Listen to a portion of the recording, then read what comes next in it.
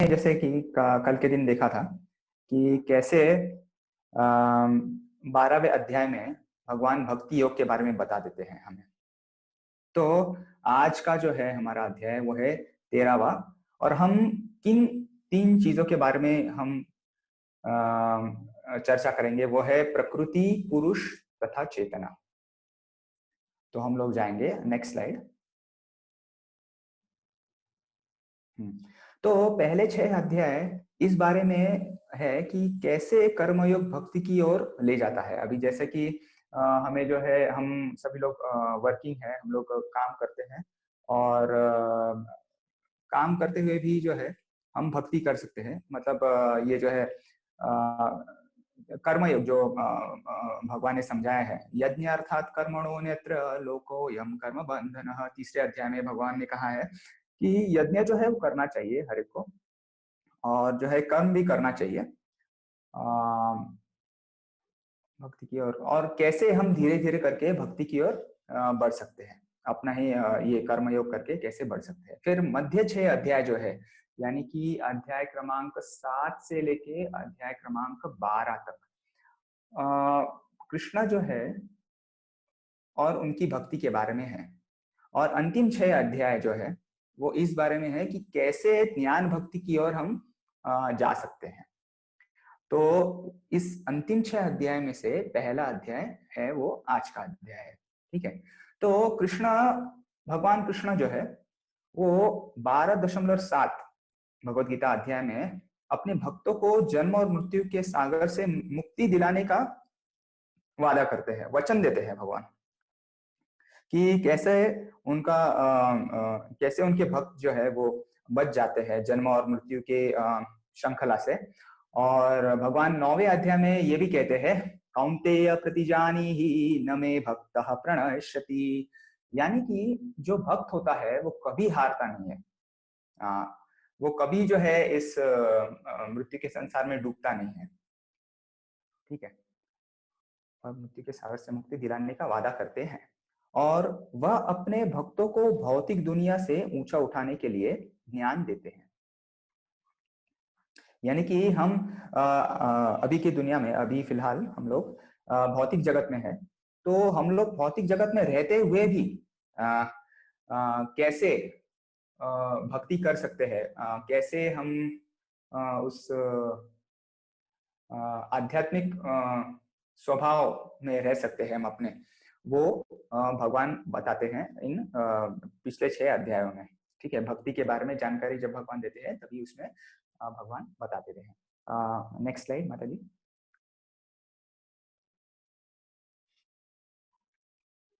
हाँ, अभी संस्करण, हाँ, यानी कि अभी जो श्लोक है, श्लोक क्रमांक 1 से लेके 7 इस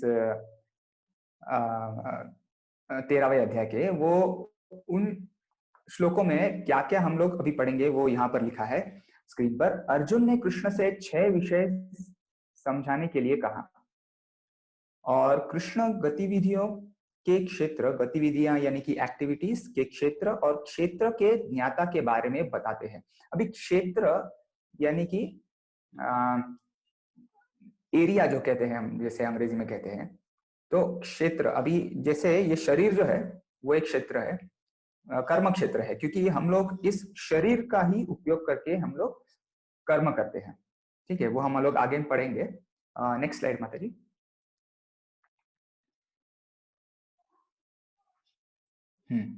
अभी अर्जुन के प्रश्न। ठीक है। तो अभी पहला प्रश्न जो है, और पहले 2 श्लोक जो है हम लोग देखेंगे। तो ये मैं इसका अनुवाद पढ़ रहा हूं सीधा भगवत गीता से। अर्जुन ने कहा, हे कृष्ण, मैं प्रकृति एवं पुरुष, भोक्ता, क्षेत्र एवं क्षेत्रज्ञ तथा ज्ञान एवं ज्ञेय के विषय में जानने का इच्छुक हूं। और उसके उत्तर में श्री भगवान जी कहते हैं, श्री भगवान उवाच। अभी यहाँ पे एक चीज हमें गौर करनी है कि यहाँ पर व्यास देव जी ने जब ये भगवत गीता लिखी थी, तो उन्होंने लिखा है श्री भगवान उवाच।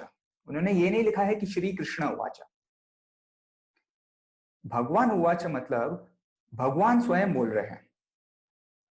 जो परम भगवान है, जिनके ऊपर कोई नहीं है, वो स्वयं बोल रहे हैं अभी भगवान वो व्यक्ति होते हैं जिनके पास ये 6 चीजें होती है। पराशर मुनि जो है वो ये कहते हैं, ऐश्वर्यस्य समग्रस्य वीर्यस्य यशस्स्य ज्ञानम वैराग्य, ये 6 जो चीजें हैं, ऐश्वर्यस्य समग्रस्य वीर्यस्य यशस्स्य ज्ञानम वैराग्य, तो ये 6 चीजें जिस व्यक्ति में रहती है इन फुल, यानी कि पूरी रूप से जब रहती है, तो वो व्यक्ति जो है वो भगवान कहलाता है। तो इन 6 चीजों को हम लोग भागा कहते हैं, और जिस व्यक्ति के पास ये 6 चीजें होती है वो होता है भगवान। ठीक है, तो इसलिए भगवान यानी कि स्वयं भगवान बोल रहे हैं। अगर मान लीजिए श्री कृष्ण भगवान जी नहीं होते तो व्यासदेव जी लिखते हैं कि श्री कृष्ण उवाच, लेकिन उन्होंने ऐसा नहीं लिखा है, उन्होंने लिखा है श्री भगवान उवाच। ठीक है, तो ये सवाल था, और भगवान जी ने कहा, श्री भगवान ने कहा, हे कुंती पुत्र, ये शरीर क्षेत्र कहलाता है और इस क्षेत्र को जानने वाला क्षेत्रज्ञ है। अभी ये शरीर जो है अपना, यानी कि अपने ये जो भौतिक शरीर है, ये एक क्षेत्र है, और इस क्षेत्र को जानने वाला, इस शरीर को जानने वाला जो व्यक्ति होता है, जो होता है, वो है आत्मा, यानी कि वो तुम हो, क्षेत्रज्ञ हो। ठीक है, तो प्रकृति और पुरुष क्या है? तो यहाँ पर लिखा है प्रकृति और पुरुष यानी कि भोगी। अभी भगवान की जो परिभाषा ये होता है कि भगवान ने अपनी परिभाषा बताई भी है 5वें अध्याय के आखिरी श्लोक में, भोक्तारम यज्ञ तपसाम सर्वलोक महेश्वरम। भोक्तारम यानी कि मैं भोक्ता हूं, यानी कि मैं भोगी हूं। ठीक है, एंजॉयर जिसे हम लोग अंग्रेजी में कहते हैं। और वापस 9वें अध्याय के 24वें श्लोक में भगवान कह रहे हैं कि अहम ही सर्वयज्ञानां भोक्ता च प्रभुरेव च। अहम ही सर्वयज्ञानां, सर्वे यज्ञ जो है वो मेरे लिए किए जाते हैं। भोक्ता च प्रभुरेव च, भोक्ता भी हूं मैं और सभी का स्वामी भी हूं मैं। यानी कि ये देखिए, ये इन 2 श्लोकों से पता चलता है कि कृष्ण जी जो है वो परम भगवान है। ठीक है, फिर अगला मुद्दा, क्षेत्र गतिविधियों का क्षेत्र, यानी कि जो एक्टिविटीज होती है, जो हम लोग कार्य करते हैं, इस क्षेत्र का उपयोग करके ही करते हैं, यानी कि इस शरीर का उपयोग करके ही हम लोग कार्य करते हैं। और क्षेत्रराज यानी कि क्षेत्र के ज्ञाता। क्षेत्र के ज्ञाता जो है वो 2 व्यक्ति है, एक है हम लोग यानी कि आत्मा, और दूसरे है परम आत्मा यानी कि स्वयं भगवान, जो अपने हृदय में स्थित है। ठीक है, अगली स्लाइड माता जी। ठीक है, तो भगवान जवाब देते हैं कि क्षेत्र, अभी जो श्लोक मैंने पढ़ा उसी का ये थोड़ा सिंप्लीफाइड वर्जन है। क्षेत्र यानी कि शरीर, ठीक है, वो हमें प्रकृति के मदद से मिलता है, और क्षेत्रज्ञ जो होता है वो शरीर के ज्ञाता, व्यक्तिगत आत्मा पुरुष तथा कथित अस्थाई भोक्ता। यानी कि जो आत्मा है, जो मैं स्वयं हूं, ठीक है, जो मेरा वास्तव, जो मेरा आइडेंटिटी कैसे कहेंगे हिंदी में, वास्तव में जो मैं हूं, ठीक है, आत्मा हूं, ठीक है, और परमात्मा भी जो है अस्थाई भोक्ता, यानी कि अस्थाई भोक्ता यानी कि टेम्पररी, जो कुछ ही समय के लिए जो एंजॉयर होता है वो मैं हूं। और एक होता है परम ज्ञाता, यानी कि ये है परमात्मा के बारे में, सभी शरीरों के ज्ञाता। अभी परमात्मा जो है वो मेरे शरीर में भी है, हृदय में स्थित, आपके शरीर में भी स्थित है, और सभी जीव जंतुओं के शरीर में स्थित है। तो भगवान कहते हैं, आप देखेंगे 2 दिन बाद जब 15वां अध्याय लिया जाएगा, तो भगवान कहते हैं सर्वस्य चाहम हृदि सन्निविष्टो, सर्वस्य चाहम हृदि सन्निविष्टो।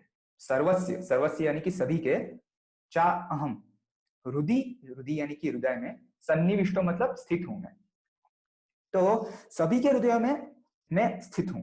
ठीक है, तो वो जो व्यक्ति जो स्थित है वो है परम ज्ञाता। ठीक है, फिर ज्ञान 3 ब्राह्मणों के जानने के लिए है। ज्ञान जो होता है वो, अच्छा कोलन है वो, ओके सॉरी। ज्ञान होता है तीन ब्राह्मणों के को जानने के लिए, एक होती है प्रकृति, एक होता है पुरुष, और एक होता है ईश्वर। ईश्वर जो है वो कैसे होता है कि हम लोग भी जो है वो छोटी छोटी मात्रा में हम लोग नियंत्रक है, ठीक है, चीजें। जैसे कि मान लीजिए मुझे ये हाथ जो है मेरा ऊपर उठाना है तो मैं हाथ ऊपर उठा पाता हूँ, या फिर मुझे गाड़ी चलानी है तो मैं गाड़ी चला पाता हूँ, मेरा नियंत्रण होता है गाड़ी पे, ठीक है। तो मैं कुछ हद तक जो हूँ वो नियंत्रक हूँ, ठीक है। लेकिन भगवान जो है वो परम नियंत्रक है, भगवान जो है वो परम नियंत्रक है। अभी जानने योग्य क्या है कि आत्मा और परमात्मा, अभी ये शरीर तो है क्षेत्र, शरीर है अस्थाई यानी कि है टेम्पररी, तो हमें उनके बारे में जानना है जो जो शाश्वत है, जिनका नाश कभी होता नहीं, वो है आत्मा का और परमात्मा का यानी कि भगवान का। तो हम लोग जो है इन दोनों के बारे में अभी जानेंगे इस पूरे अध्याय में, ठीक है। और किसान और राजा का की समानता जो है उसका उदाहरण दिया है। फिर चित्रकार चित्र और चित्रफलक को एक न माने, यानी कि कुछ लोग जो है वो ये कहते हैं कि भाई आत्मा का परमात्मा से मिलन होता है, फिर जो है मृत्यु के बाद जो है वो आत्मा जो है वो भगवान परमात्मा में लीन हो जाता है। लेकिन ऐसा जो है वास्तव में देखा जाए तो संभव नहीं है, क्योंकि हर एक जो है व्यक्ति अलग अलग होता है। जैसे, और हाँ एक उदाहरण देता हूँ मैं आपको। जैसे अभी हम जो है वो हमें जन्म देने वाले हैं अपने माता पिता, ठीक है। तो उनको जन्म देने वाले हैं वो माता पिता, तो उनको जन्म देने वाले जो है वो भी उनके माता पिता है। तो हम लोग सभी अलग अलग है। जन्म देने के बाद हम लोग कभी भी लीन नहीं होते अपने अपने अपने माता पिताओं में, ठीक है। ये एक बात है। दूसरी बात, दूसरा ये प्रमाण जो है वो भगवान स्वयं कहते हैं दूसरे अध्याय के 12वें श्लोक में। भगवान कहते हैं न त्वेवाहं जातु नासं न त्वं नेमे जनाधिपः। ऐसा कभी भी समय नहीं था कि मैं अस्तित्व में नहीं था और तुम अस्तित्व में नहीं थे, या फिर जितने भी यहाँ पे राजा जो आए हैं इस युद्ध के, महाभारत के युद्ध में, वो भी अस्तित्व में नहीं थे। और भविष्य में भी जो है ये सभी लोग, इन लोगों का अस्तित्व नहीं होगा ऐसा नहीं है, हमेशा इन लोगों का अस्तित्व होगा। तो ये इस चीज से पता चलता है कि हम लोग शाश्वत है, हम लोग भिन्न है, लेकिन क्वालिटी वाइज यानी कि गुण के हिसाब से अगर देखा जाए तो हम लोगों के पास भी वही गुण है जो भगवान के पास है, लेकिन वो छोटी मात्रा में है ऐसे। तो इसलिए यहाँ पर बताया गया है कि चित्रकार जो होता है वो एक व्यक्ति होता है। चित्र जो है यानी कि मान लीजिए कोई चित्रकार है, उसे अच्छा सा एक चित्र जो है वो निकालना है, कागज के इस पे चित्रफलक पे निकालना है। तो ये चित्रफलक भी अलग है, जो चित्र निकालने वाला है वो, ठीक है, जो जो जो सीनरी है, जो जो उसे नैसर्गिक जो रूप दिख रहा है सृष्टि का, ठीक है, तो वो भी एक अलग है और वो स्वयं भी अलग है, ठीक है। तो इसलिए इन तीनों को एक नहीं न मानने के लिए कहा है, ठीक है। तो ये भगवत गीता का 13वां अध्याय का 3रा श्लोक, वो मैं थोड़ा पढ़ लेता हूँ क्योंकि ये महत्वपूर्ण श्लोक है पूरे, मतलब कई महत्वपूर्ण श्लोक है वैसे भगवत गीता में देखा जाए तो, लेकिन इनमें से ये भी एक महत्वपूर्ण है। क्षेत्रज्ञं चापि मां विद्धि सर्वक्षेत्रेषु भारत, क्षेत्र क्षेत्रज्ञयोर्ज्ञानं यत्तच्च ज्ञानं मतं मम। वो ये है कि हे भरतवंशी, तुम्हें ज्ञात होना चाहिए कि मैं भी समस्त शरीरों में ज्ञाता भी हूँ, और इस शरीर तथा इसके ज्ञाता को जान लेना ज्ञान कहलाता है, ऐसा मेरा मत है। तो अभी हम लोग ये देखेंगे आगे वाली स्लाइड में। नेक्स्ट स्लाइड माता जी, पीछे गए। हाँ ये तो कृष्ण ने वर्णन करने का वादा किया क्षेत्र और क्षेत्रज्ञ के बारे में, जो है भगवान कृष्ण वर्णन कर रहे हैं। ये वर्णन कर रहे हैं कि शरीर को, कि तुम जो है वो तुम्हारे शरीर में हो, और तुम जो है वो तुम अपने शरीर में होने वाली गतिविधियों को जानते हो, लेकिन मैं जो हूं मैं सर्व लोगों के शरीर में हूं, और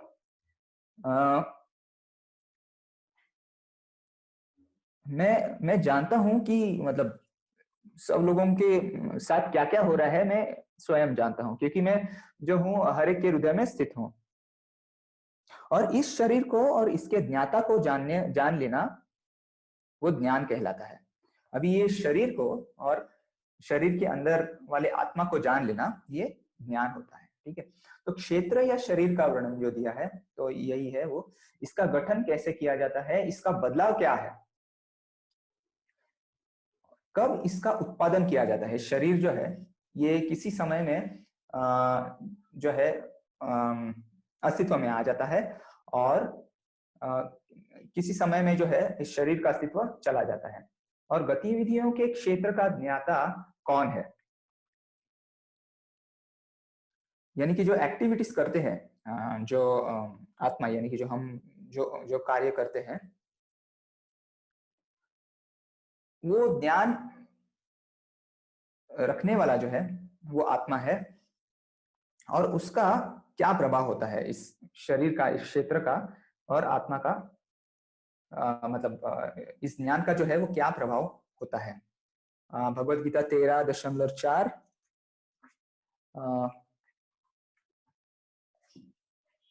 ठीक है, तो ये अनुवाद है। अब तुम मुझसे यह सब संक्षेप में सुनो कि कर्म क्षेत्र क्या है, यह किस प्रकार बना है, इसमें क्या परिवर्तन होते हैं, यह कहाँ से उत्पन्न होता है, इस कर्म क्षेत्र को जानने वाला कौन है और उसके क्या प्रभाव हैं। ये अभी हम लोग देखेंगे। नेक्स्ट स्लाइड माता जी। हाँ, अभी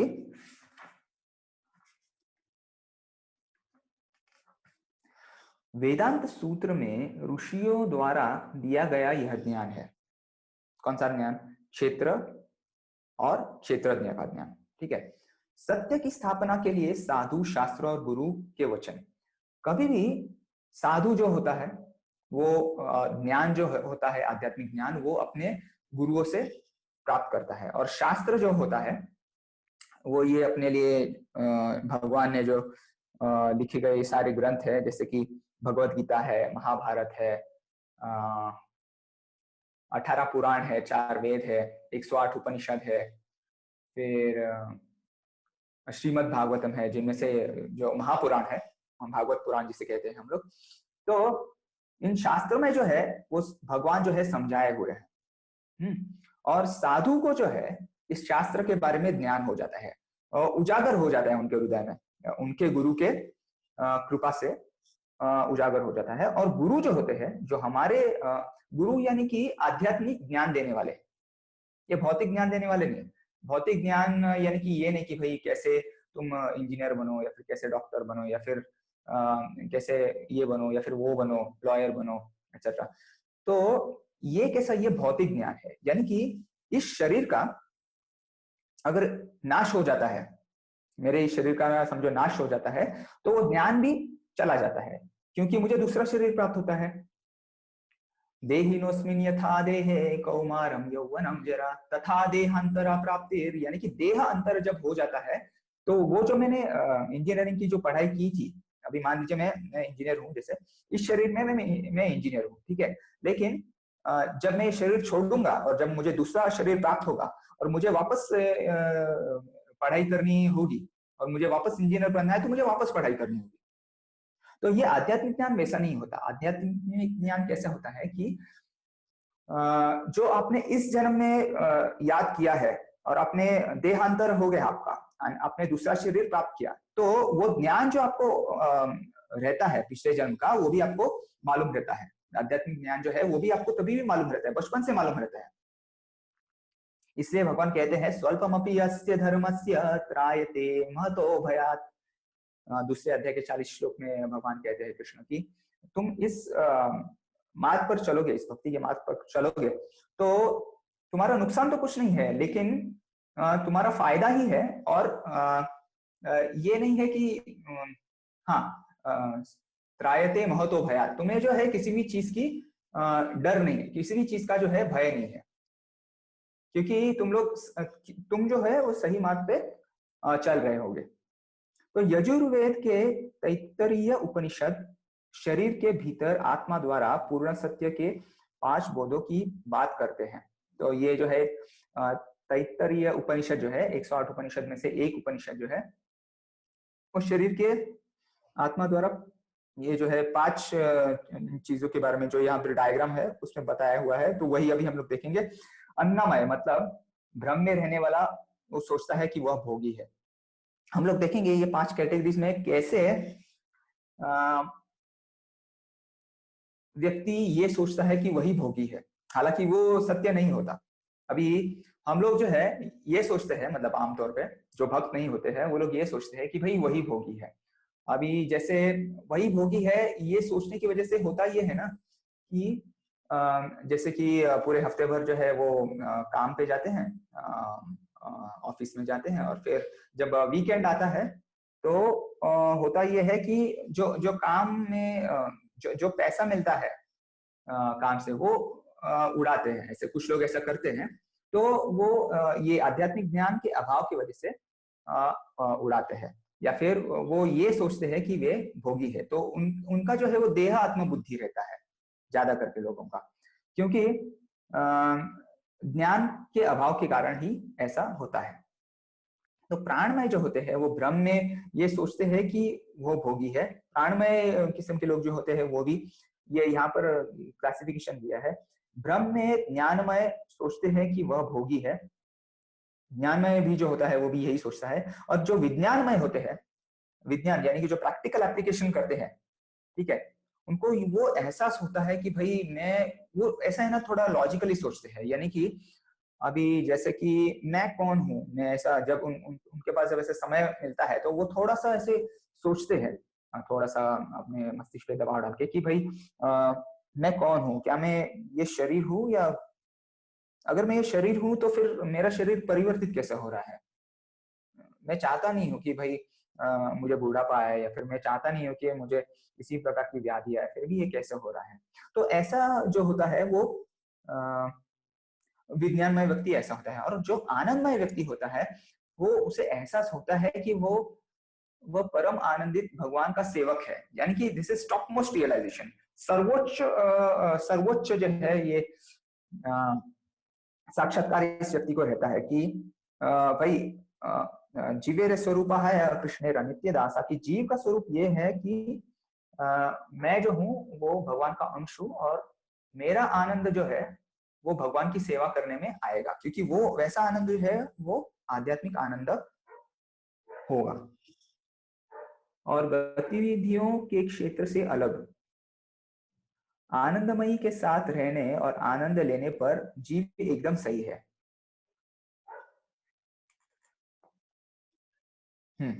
आनंदमयी के साथ रहने और आनंद लेने पर जीव एकदम सही है। यानी कि जो अभी आनंदमय जो है कौन है, भगवान है। तो शास्त्रों में वर्णन आता है कि भगवान जो है वो हमेशा आनंदमय रहते हैं, और अपना भी वैसा ही स्वभाव है, आनंद लेने वाला ही स्वभाव है। तो हम लोग जब उस आनंदमय की सेवा करते हैं तो हमें भी आनंद अपने आप मिल जाता है। तो भगवद गीता श्लोक क्रमांक 13.5 में भगवान ये कहते हैं कि विभिन्न वैदिक ग्रंथों में विभिन्न ऋषियों ने कार्यकलापों के क्षेत्र तथा उन कार्यकलापों के ज्ञाता के ज्ञान का वर्णन किया है। इसे विशेष रूप से वेदांत सूत्र में कार्य कारण के समस्त तर्क समेत प्रस्तुत किया गया है। तो ये अभी ये जो स्लाइड थी ये 13.5 वाली थी। नेक्स्ट स्लाइड माता जी। अभी गतिविधि का क्षेत्र यानी कि फील्ड ऑफ एक्टिविटीज, ठीक है। अभी गतिविधि करने के लिए 24 तत्वों से बना हुआ है ये अपना शरीर। कौन से 24 तत्वों के शरीर है ये?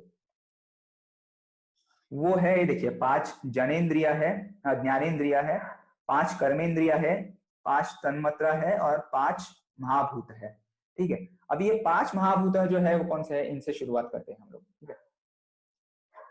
महाभूत जो है वो है पृथ्वी, जल, वायु, आकाश, और क्या आता है, अर्थ, वाटर, फायर, एयर, स्काई, पृथ्वी, जल, वायु, ईथर प्रभु, ईथर। ईथर, हाँ हाँ, पृथ्वी, आकाश, आकाश, पृथ्वी, हाँ पृथ्वी। ठीक है, धन्यवाद। तो ये 5 हो गए महाभूता, ठीक है। तो अपना ये 24 तत्वों से जो बना हुआ है ये शरीर, उनमें से 5 ये चीजें हैं, ठीक है। अभी 5 ज्ञानेंद्रिय है। तो भगवत गीता में इसका वर्णन आता है कि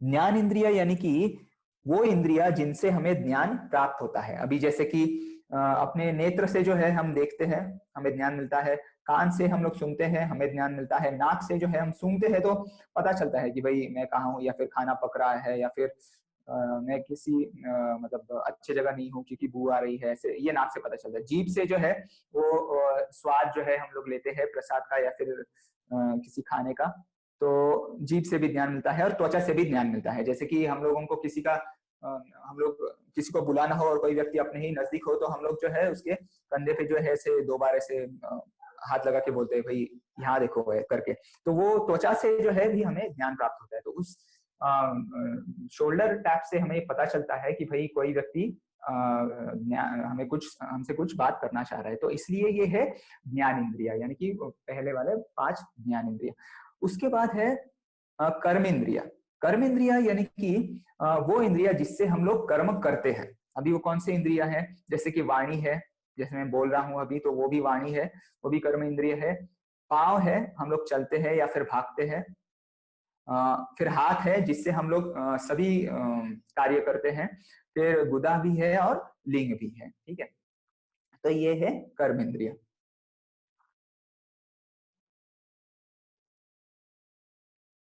और यहाँ पर ये भी है, इस प्रकार मन समेत कुल 11 इंद्रिया होती है। फिर इन इंद्रियों के 5 विषय हैं, जैसे कि गंध है, स्वाद है, रूप है, स्पर्श है तथा ध्वनि है। तो इन सभी को अगर हम लोग जोड़ेंगे तो कुल मिला के यहाँ पर जो है वो 20 आएंगे। और फिर 3 गुणा भी है, और मन भी जो है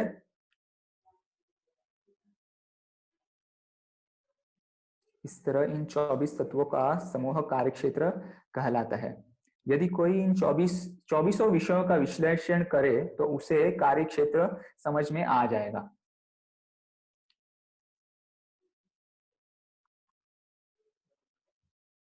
अहंकार, हाँ ये भी है। मन बुद्धि अहंकार जो है ये भी 3 है।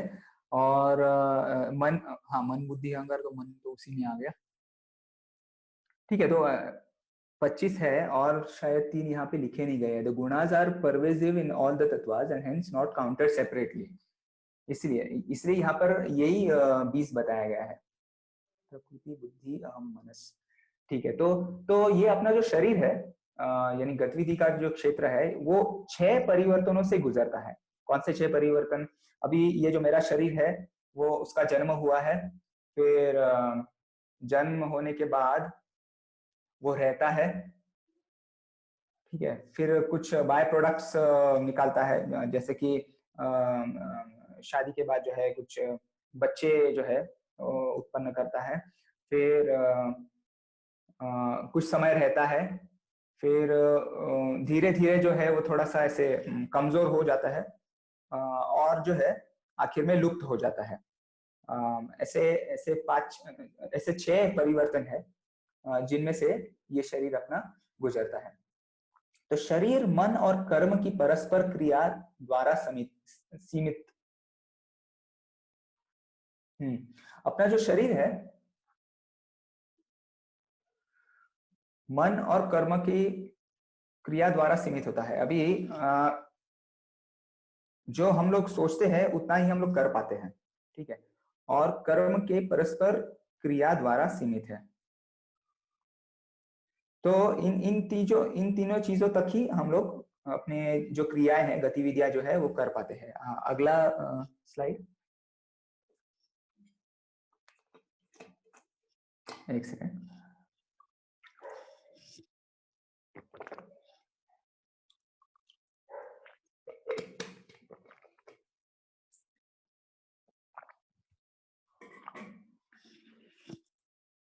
अभी गतिविधि के क्षेत्र की परस्पर क्रिया, ये स्थूल शरीर की क्रियाएं, जैसे कि अभी ये स्थूल शरीर जो है वो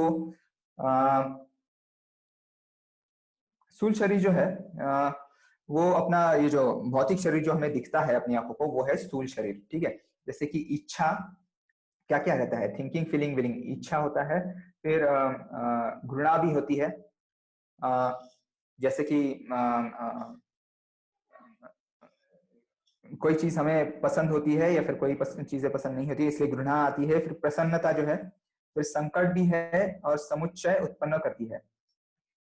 ये सारी चीजें जो है वो उत्पन्न करती है सभी इंद्रियों से, यहाँ पर डायग्राम भी बताया है। और सूक्ष्म शरीर की क्रियाएं क्या होती है, चेतना और विश्वास के जीवित लक्षण पैदा करते हैं। चेतना यानी कि कॉन्शियसनेस और विश्वास के जीवित लक्षण पैदा करते हैं। हाँ, यानी कि सूक्ष्म शरीर भी रहता है अपने शरीर में, वो ये सूक्ष्म शरीर जो है वो मन, बुद्धि एवं अहंकार से बना हुआ होता है, और उसके अंदर होता है अपना आत्मा। तो चेतना, तो चेतना जो है विश्वास के जीवित लक्षण पैदा करती है। चेतना जो है उससे हमें पता चलता है कि भाई ये व्यक्ति है, जीवित है, और जीवित व्यक्ति जो है वो उसमें भी ये होता है, विश्वास भी होता है, ठीक है। अभी भगवत गीता 13.7, 6 और 7। पंच महाभूत, अहंकार, बुद्धि, अव्यक्त, 3 गुणों की अप्रकट अवस्था, 10 इंद्रियां तथा मन, 5 इंद्रिय विषय, इच्छा, द्वेष, सुख दुख, संघात, जीवित के रक्षण तथा धैर्य, इन सब को संक्षेप में कर्म का क्षेत्र तथा उसकी क्रियाएं विकार कहा जाता है।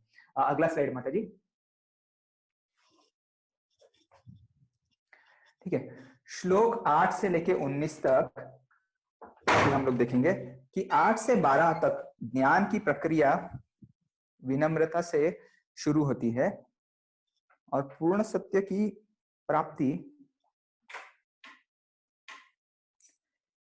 प्राप्ति में परिणत होती है। ठीक है, फिर श्लोक क्रमांक 13 से 19 हम लोग ये देखेंगे, ज्ञान की वस्तु जो है ज्ञेयम या आत्मा और परमात्मा की चर्चा की जाती है। पहले उनके क्षेत्रज्ञ के रूप में समझाया गया था। शरीर, आत्मा और परमात्मा के बीच अंतर को समझकर व्यक्ति द्वैत को पार कर सकता है, कृष्ण से अपनी शाश्वत अधीनता का एहसास करते हैं और सर्वोच्च गंतव्य प्राप्त कर सकते हैं। Next slide please. ठीक है, अभी गतिविधि के इस क्षेत्र को पार करने के लिए ज्ञान प्राप्त करने की प्रक्रिया, अभी हमें ज्ञान प्राप्त करना है तो उसकी क्या प्रक्रिया है। ज्ञान प्राप्त करने के लिए 20 गुण भगवत गीता के 13.8 से लेके 12 तक है। ठीक है, तो ये एक पूरा बड़ा श्लोक यहाँ पर कंबाइन करके दिया है, उसका मैं ये अनुवाद पढ़ के आपको सुनाता हूँ कि विनम्रता, दंभहीनता, अहिंसा, सहिष्णुता, सरलता, प्रामाणिक गुरु के पास जाना, पवित्रता, स्थिरता, आत्मसंयम, इंद्रिय तृप्ति के विषयों का परित्याग, अहंकार का अभाव, जन्म मृत्यु वृद्धावस्था तथा रोग के दोषों की अनुभूति, वैराग्य, संतान, स्त्री, घर तथा अन्य वस्तुओं की ममता से मुक्ति, अच्छी बुरी घटनाओं के प्रति संभाव, मेरे प्रति निरंतर अनन्य भक्ति, एकांत स्थान में रहने की इच्छा, जन समूह से विलगाव, आत्म साक्षात्कार की महत्ता को स्वीकारना तथा परम सत्य की दार्शनिक खोज, इन सबको मैं ज्ञान घोषित करता हूं और इनके अतिरिक्त जो भी है वह सब अज्ञान है, सब भगवान कह रहे हैं। तो उन गुणों में से सबसे महत्वपूर्ण गुण जो क्या है कि एक आध्यात्मिक गुरु की शरण लेना। हमें जो है आध्यात्मिक ज्ञान ऐसे ही मिलता नहीं है, या फिर पुस्तक पढ़ने से मिलता नहीं है, या फिर चुनौती किसी को देने से भी नहीं मिलता। हमें ये आध्यात्मिक ज्ञान जो है गुरु की शरण लेने से मिलता है। वो गुरु जो है वो अधिकृत परंपरा प्रणाली में होना चाहिए, उसकी हमें शरण लेनी है और प्रभु की भक्ति युक्त सेवा करनी चाहिए। ये ज्ञान ऐसा है आध्यात्मिक ज्ञान कि जब आप भगवान की सेवा करते हैं तो भगवान आप पे प्रसन्न होके ज्ञान जो है आपके हृदय में उजागर कर देते हैं। फिर इन दो प्रक्रियाओं के माध्यम से अन्य गुण विकसित होते हैं। ये जो दो है, आध्यात्मिक गुरु की शरण लेना और प्रभु की भक्ति युक्त सेवा करना, ये दो एकदम महत्वपूर्ण है, क्योंकि इन दोनों के करने से जो है अभी अभी जो मैंने बताया इतने सारे गुण वो विकसित हो सकते हैं। और इन ज्ञान को पाने के लिए ईश्वर के अधीनस्थ होने की विनम्रता आवश्यक है। हाँ, यानी कि ईश्वर के शरण लेना भी आवश्यकता है। Next slide. तो परमात्मा के अभी हम, हाँ, पिछला स्लाइड माता जी। अच्छा, वो आगे गया था क्या? अच्छा, नेक्स्ट स्लाइड। हाँ ठीक है। तो जानने योग्य दो वस्तुएं हैं कि जो जानने योग्य है उन्हें समझना, आत्मा और परमात्मा हमें जीवन अमृत का स्वाद दे सकते हैं। परमात्मा सब जगह व्याप्त है। अभी भगवान ये ब्रह्मा जी जो है ये कहते हैं, गोलोक एव निवसत्य किलात्म भूतो अंडांतरस्थम परमाणु चयांतरस्थम। भगवान जो है वो इस पूरे ब्रह्मांड में भी है और इस ब्रह्मांड के हर एक कण कण में स्थित है। ये होते भगवान। परमात्मा जो है वो भी सभी जगह व्याप्त है, हर एक के जीव जंतु, हर एक जीव के हृदय में है। अभी जैसे कि चींटी है, चींटी जो होती है वो बहुत छोटी होती है, लेकिन उसका भी हृदय होता है और उसके हृदय के अंदर भी भगवान परमात्मा रूप में स्थित है। दूर से भी चीजों को स्वीकार कर सकते हैं, यानी कि भगवान अपने हृदय में स्थित भी है और बहुत दूर, करोड़ों मीलों दूर जो है, जहां पर अपना आध्यात्मिक जगत है, वहां पर भी स्थित है। ये भगवान की योग्यता है। अगर कोई व्यक्ति कहता है कि भाई मैं भगवान हूँ, तो जो है अगर तो उससे पूछिएगा कि भाई आप यहाँ पर हैं, तो आप जो है क्या आप बता सकते हैं कि 1 किलोमीटर दूर वहां पर क्या हो रहा है? अगर ऐसा व्यक्ति नहीं कह पाता कि वो क्या हो रहा है 1 किलोमीटर दूर, तो ये समझ जाइएगा कि वो भगवान नहीं है। ये मैं इसलिए बता रहा हूँ क्योंकि इस कलयुग में कुछ लोग जो है अपने आप को भगवान मानते हैं, और भगवान की क्या परिभाषा है वो भगवत गीता, मतलब भगवान क्या होते हैं ये भगवत गीता पढ़ने पे हमें भली भांति समझ में आ जाता है। और चूंकि कुछ लोग जो है कलयुग का फायदा उठा के जो है लोगों को गुमराह करना चाहते हैं, तो उसकी वजह से जो है लोग जो है लोगों पे अपना इंप्रेशन जमा के जो है तो वो लोग फॉलोअर्स इकट्ठा कर लेते हैं। तो इसलिए ये ज्ञान होना आवश्यक है कि भगवान कैसे होते हैं। तो भगवान एक जगह भी होते, एक जगह होते हैं और उसी समय अनेक जगह पे होते हैं, वो होते हैं भगवान। तो दूर से भी चीजों को स्वीकार कर सकते हैं। जैसे कि आपने भोग लगाया भगवान की तस्वीर को या फिर भगवान की मूर्ति को भोग लगाया, तो भगवान ले रहे हैं, भगवान आंखों से खा रहे हैं, ठीक है। और उसी समय भगवान दूर अपने आध्यात्मिक जगत में भी है और एक जगह है और फिर भी सर्वशक्तिमान है। उन्हें पूरा ज्ञान भी होता है। मतलब आगे हम पढ़ेंगे वो व्यक्तिगत आत्मा ऐसा नहीं कर सकता या फिर कर सकती। उसकी इंद्रियां स्थानीयकृत होती है, यानी कि मेरा आत्मा जो है वो इसी शरीर में है। ऐसा नहीं है कि मेरा आत्मा कहीं और किसी और शरीर में भी है और स्थित है, और जो है मैं भी जानता हूँ मैं वो क्या कर रहा है, वो वाला आत्मा क्या कर रहा है वो जानता हूँ, और मैं क्या कर रहा हूँ वो जानता हूँ। ऐसा नहीं है, ऐसा बिल्कुल भी नहीं है, क्योंकि एक आत्मा, हर एक आत्मा जो है वो इंडिविजुअल होता है, भिन्न होता है, अलग होता है। हालांकि परमात्मा जो है वो एक ही समय में सभी के हृदय में स्थित होने के कारण उन्हें यह भी मालूम होता है कि मेरे साथ क्या हो रहा है और दूसरे व्यक्ति के साथ क्या हो रहा है, या फिर दूसरे जो जीव है उसके साथ क्या हो रहा है, ठीक है। अगला स्लाइड। तो परमात्मा के गुण, तो सभी इंद्रियों का मूल स्रोत, लेकिन इंद्रियां भौतिक नहीं है। सभी जीवों का पालन करते हैं लेकिन फिर भी आसक्त नहीं है। ये है भगवान, ये होते हैं भगवान। ये देखिए परमात्मा के ये गुण है। सभी इंद्रियों का स्रोत है। हमें जो है ये इंद्रियों में शक्ति जो आते हैं वो कौन प्रदान करता है? अभी देखने की भी शक्ति होती है, या फिर जो है हाथ पैर चलाने की भी शक्ति होती है। कहाँ से आता है? तो जो नास्तिक लोग हैं वो ये कहेंगे कि भाई वो खाने से आता है। तो वो खाना परिवर्तित करना ऊर्जा में, वो प्रणाली, ये जो शरीर जो है वो जो एक यंत्र है, वो किसने बनाया है? वो उन्होंने बनाया नहीं है, वो नास्तिकों ने बनाया नहीं है, वो भगवान ने दिया है। भगवान, चूंकि भगवान अपने हृदय में स्थित है, वो अपना शरीर भी जो है वो मेंटेन कर रहे हैं, अपना शरीर का भी वो पालन कर रहे हैं। भगवान वो होते हैं जो अपने साथ होते हैं, अपने हृदय में होते हैं, ऐसा होता है। सभी चीजों का पालन करते हैं लेकिन फिर भी आसक्त नहीं होते हैं। प्रकृति के साधनों के स्वामी लेकिन उनसे ऊपर। हम भौतिक रूप से दूषित इंद्रियों, हाँ, यानी कि जो है वो तीन गुणों जो होते हैं वो उन पर भावी नहीं होते। हम भौतिक रूप से दूषित इंद्रियों के कारण उनका रूप नहीं देख सकते हैं। तो कोई लोग, कुछ लोग जो है वो कहते हैं कि भाई क्या आप मुझे भगवान दिखा सकते हैं, ऐसा कुछ लोग कहते हैं। और ऐसे कुछ मूवीज भी बनी है जो भगवान की अस्तित्व पे जो है प्रश्न चिन्ह उठाते हैं। हालांकि जो है उनका लॉजिकल ऐसा थिंकिंग नहीं है। अभी प्रकृति के साधनों के स्वामी, हाँ, लेकिन उनसे ऊपर, ठीक है। तो हम भौतिक रूप से, हाँ सॉरी वो हो गया था तो छोटा सा स्क्रीन है इसलिए देखने में थोड़ी कठिनाई होती है। हम भौतिक रूप से दूषित इंद्रियों के कारण उनका रूप नहीं देख सकते हैं।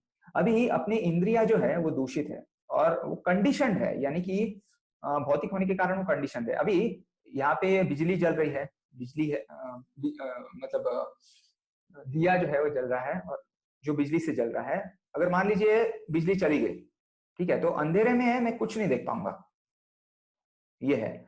और मैं अपनी आंखों की पलकों को भी देख नहीं सकता, तो मैं इसी आंखों से भगवान को कैसे देख सकता हूं?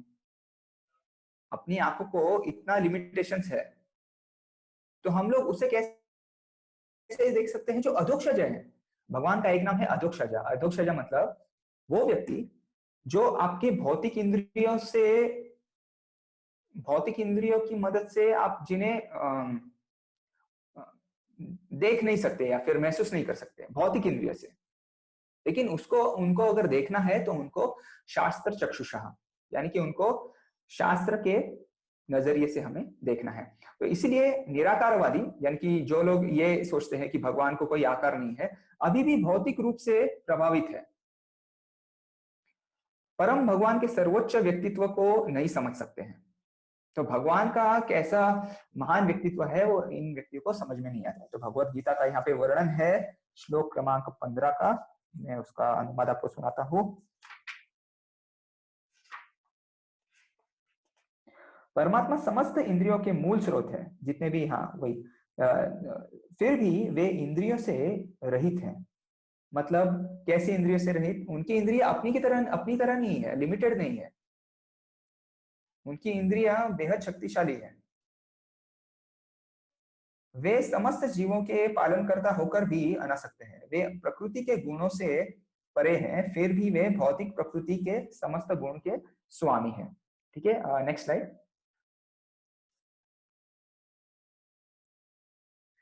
परमात्मा के गुण, वही कंटिन्यूड है कि भगवान सभी जीवित प्राणियों के अंदर है और बाहर विद्यमान है।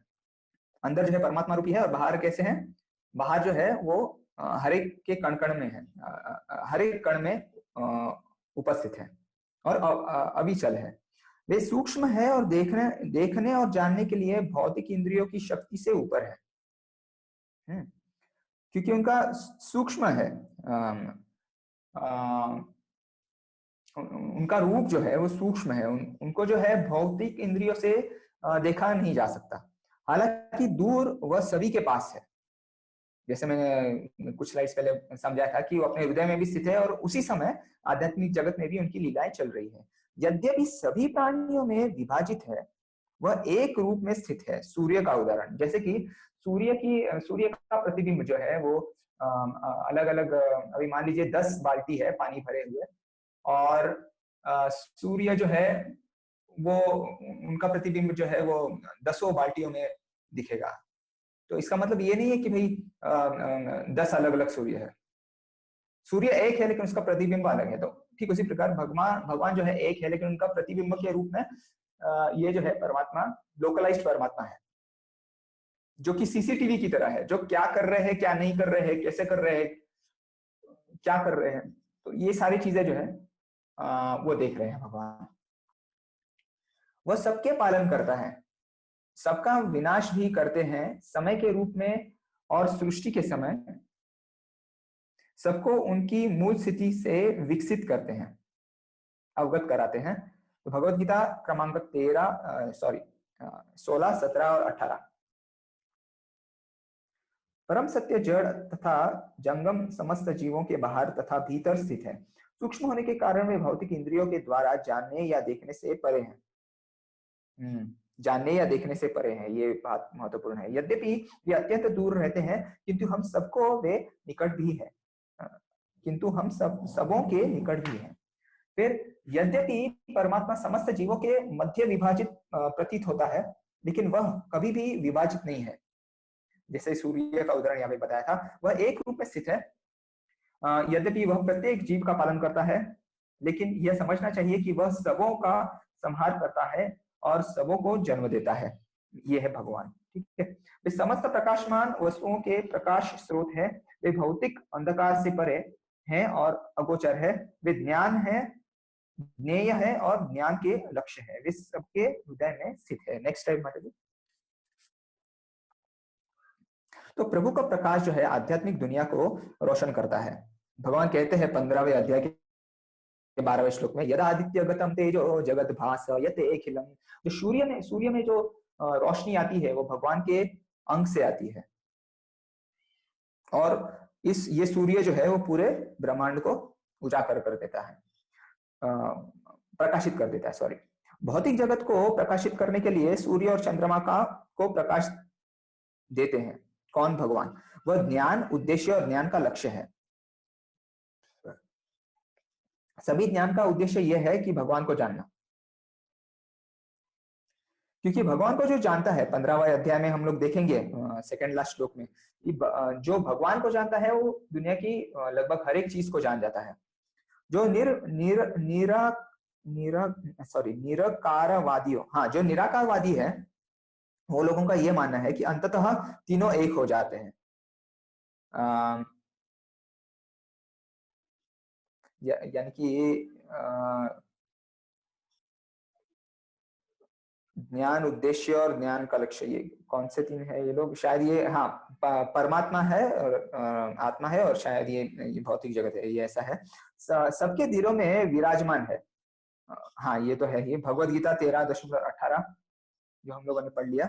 केवल भक्ति ही इसे अच्छी तरह से समझ सकते हैं। हाँ, अच्छा, ये ऐसा लिखा गया है।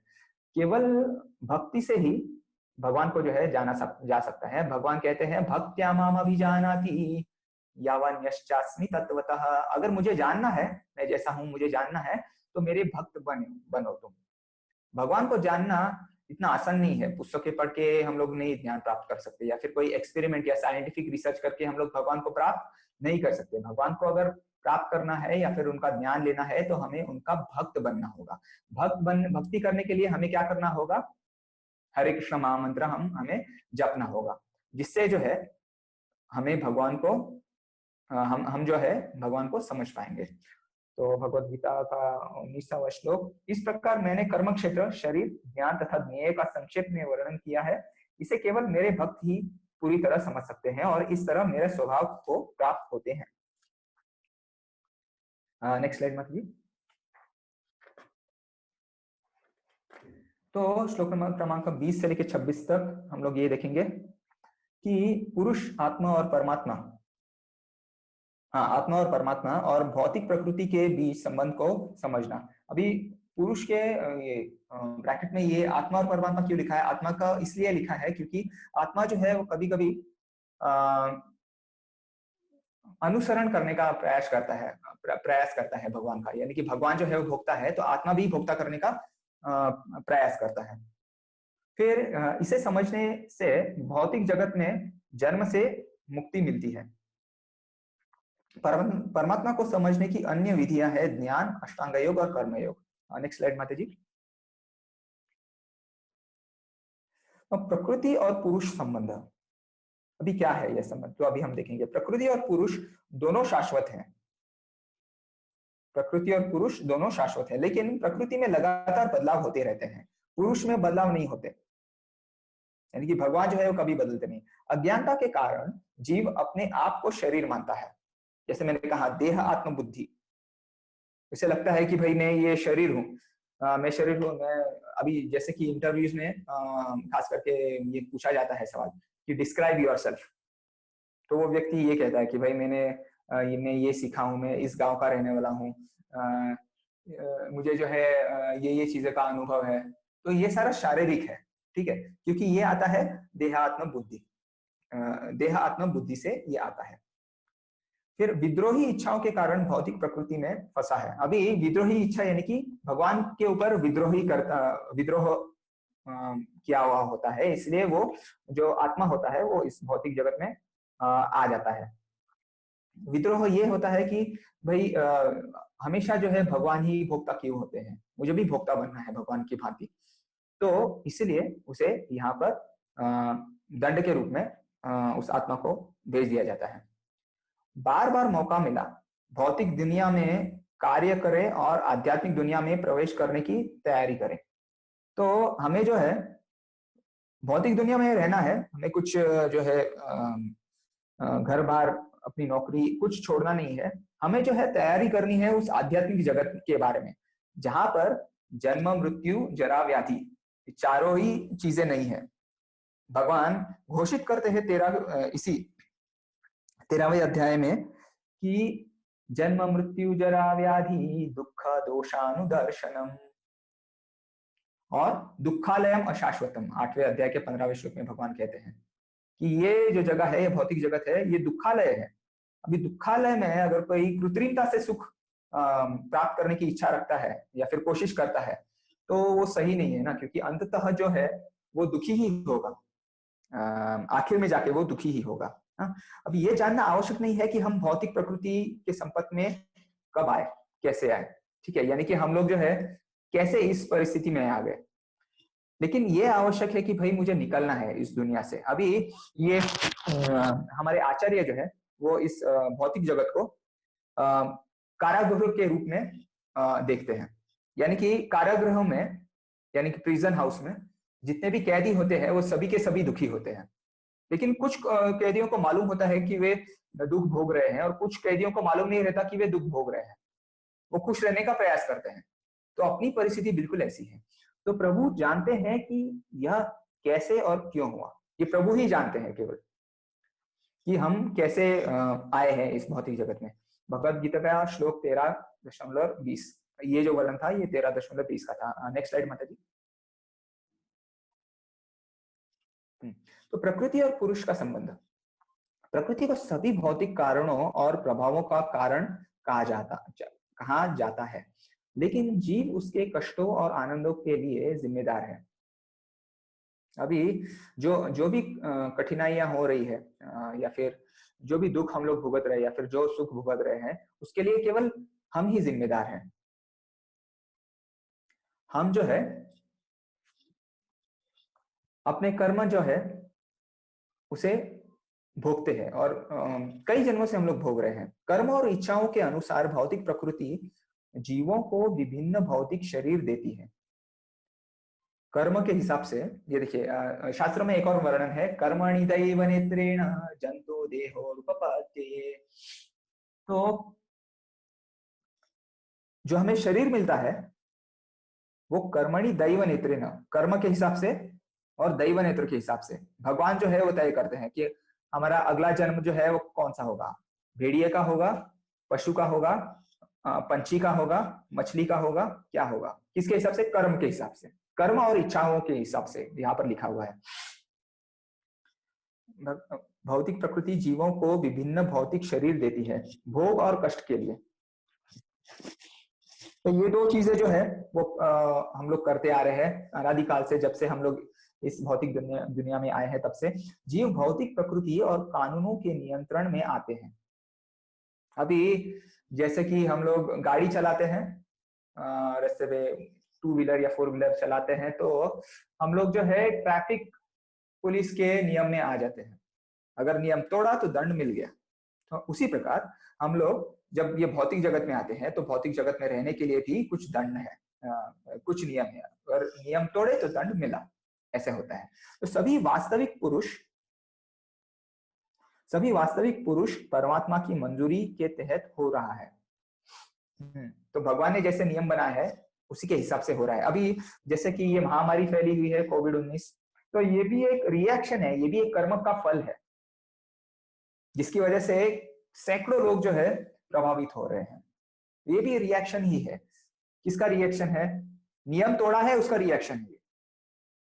और कुछ लोग जो है भगवान को दोष देते हैं, ये यहाँ पर हो रहा है असल में। लेकिन अगर ताली जो है वो एक हाथ से नहीं बजती, अगर रिएक्शन हो रहा है, भुगत रहा है, यानी कि कुछ बुरा किया होगा, तभी ये महामारी चल रही है यहाँ पर चारों ओर। इसलिए यद्यपि प्रकृति संपूर्ण भौतिक प्रकटन का कारण है, लेकिन जीव अपने सुख और संकट का कारण बनाते हैं। क्योंकि इच्छा रहती है तो अपनी इच्छा तृप्ति करने के लिए जो व्यक्ति करता है, चूंकि वो कृष्ण भावनामृत नहीं होता या फिर भगवान भावनामृत नहीं होता, इसलिए वो अपने ही कर्मफल में अटक जाता है, फंस जाता है, इस संसार में जो है वो फंस जाता है। तो ये था भगवत गीता 13.21। नेक्स्ट स्लाइड माता जी। प्रकृति और पुरुष संबंध, ठीक है। जीव भौतिक प्रकृति के साथ जुड़ते हैं और भौतिक प्रकृति के 3 साधनों का आनंद लेने की कोशिश कर रहा है।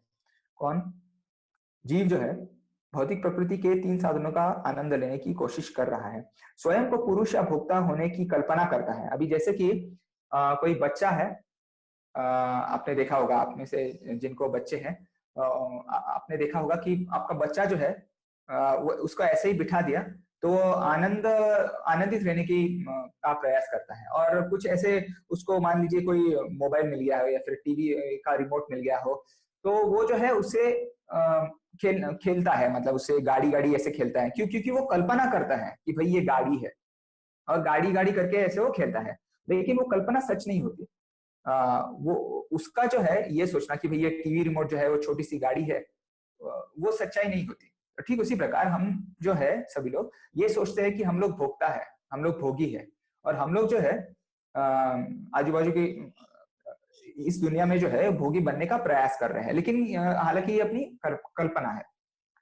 केवल कृष्ण पुरुष है, यानी कि केवल कृष्ण जो है, भगवान जी जो है वो भोगी है या भोग करता है। भौतिक ऊर्जा का शोषण करने की कोशिश कर रहा है। कौन? जीव। जीव जो है कभी कभी जब उसे शक्ति मिलती है अपने पुण्य कर्मों की वजह से, शक्तिशाली जब बन जाता है, तो वो और जो है नेचुरल रिसोर्सेज, नैसर्गिक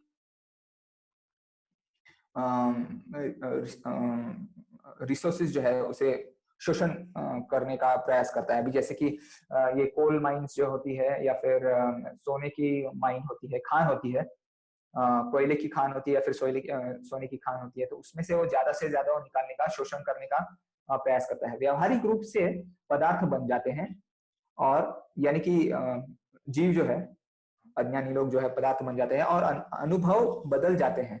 जन्म, मृत्यु, वृद्धावस्था और बीमारी। हालांकि वह परिवर्तनहीन है। कौन?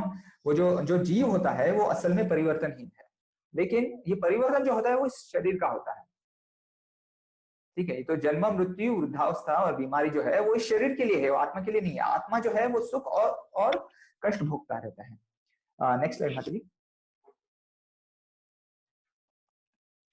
तो असली पुरुष या भोगी कौन होते हैं? परमात्मा पारलौकिक आनंद देने वाले हैं, यानी कि ट्रांसेंडेंटल हैप्पीनेस, जो इस भौतिक जगत का आनंद नहीं होता है, जो आध्यात्मिक जगत का आनंद होता है, वो आपको आनंद देने वाले होते हैं। कौन? भगवान।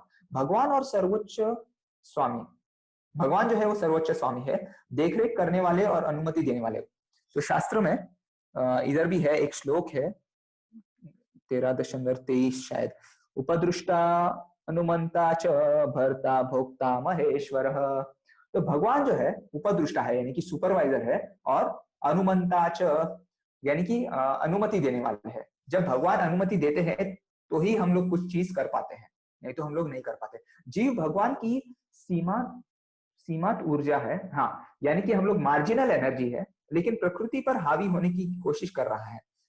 हम भी भगवान की एक शक्ति ही है, लेकिन हम लोग कैसे खास किस्म की शक्ति है, जो कभी कभी भगवान के अधीन आती है या कभी कभी प्रकृति के अधीन आती है, यानी कि माया देवी की, महामाया के अधीन आती है। ठीक है, तो जब हम लोग महामाया माया के अधीन आती है तब हमें भौतिक जगत में भेज दिया जाता है। और जब हम लोग वापस प्रयत्नशील होते हैं कि भगवान की ओर चले या फिर भगवान की भक्ति करें, तो हमें जो है योग माया के अधीन हम लोग आ जाते हैं, कभी कोशिश करके हम लोग आ जाते हैं। फिर भौतिक भौतिक ऊर्जा में प्रभु की अवहेलना करता है और पीड़ित होता है।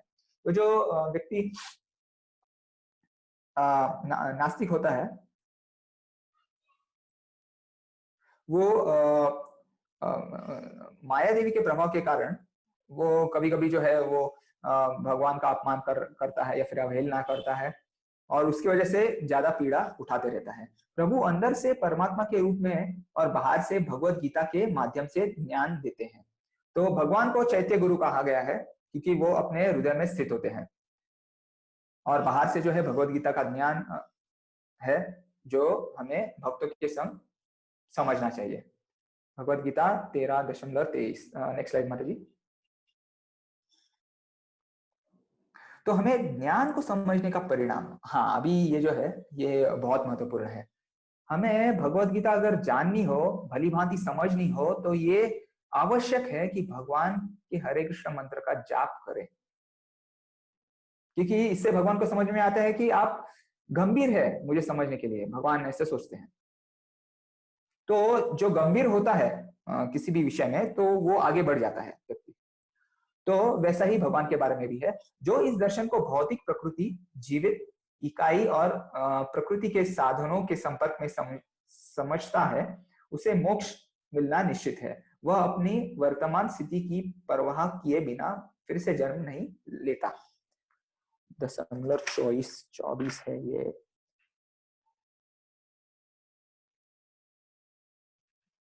चाहे जैसा हो यहाँ पर उसका पुनर्जन्म नहीं होगा, ये भगवान आश्वासन देते हैं।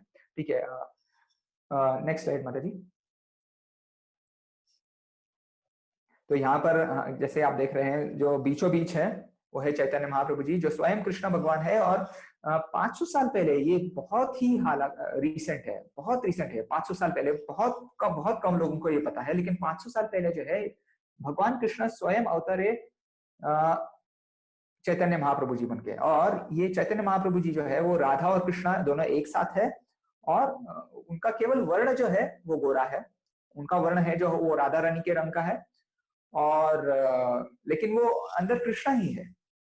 वो अपने आप को जानना चाहते थे कि भाई मेरा भक्त कैसे होता है, तो भक्त का जीवन कैसा होता है, उसके भक्त की लीला करने के लिए वो 500 साल पहले आए, नवदीप धाम में आए वेस्ट बंगाल में, और उन्होंने अपनी कई लीलाएं की, जिसमें उन्होंने हर एक व्यक्ति को हरे कृष्ण महामंत्र का महत्ता के बारे में उन्होंने बता दिया, बताने के उन्होंने प्रयास किया। तो कर्म योगी, ज्ञान योगी, अष्टांग योगी, भक्त योगी। तो चैतन्य महाप्रभु जी ने, जो स्वयं कृष्ण है, उन्होंने ये सर्वश्रेष्ठ मार्ग दिया है भक्त योगी बनने।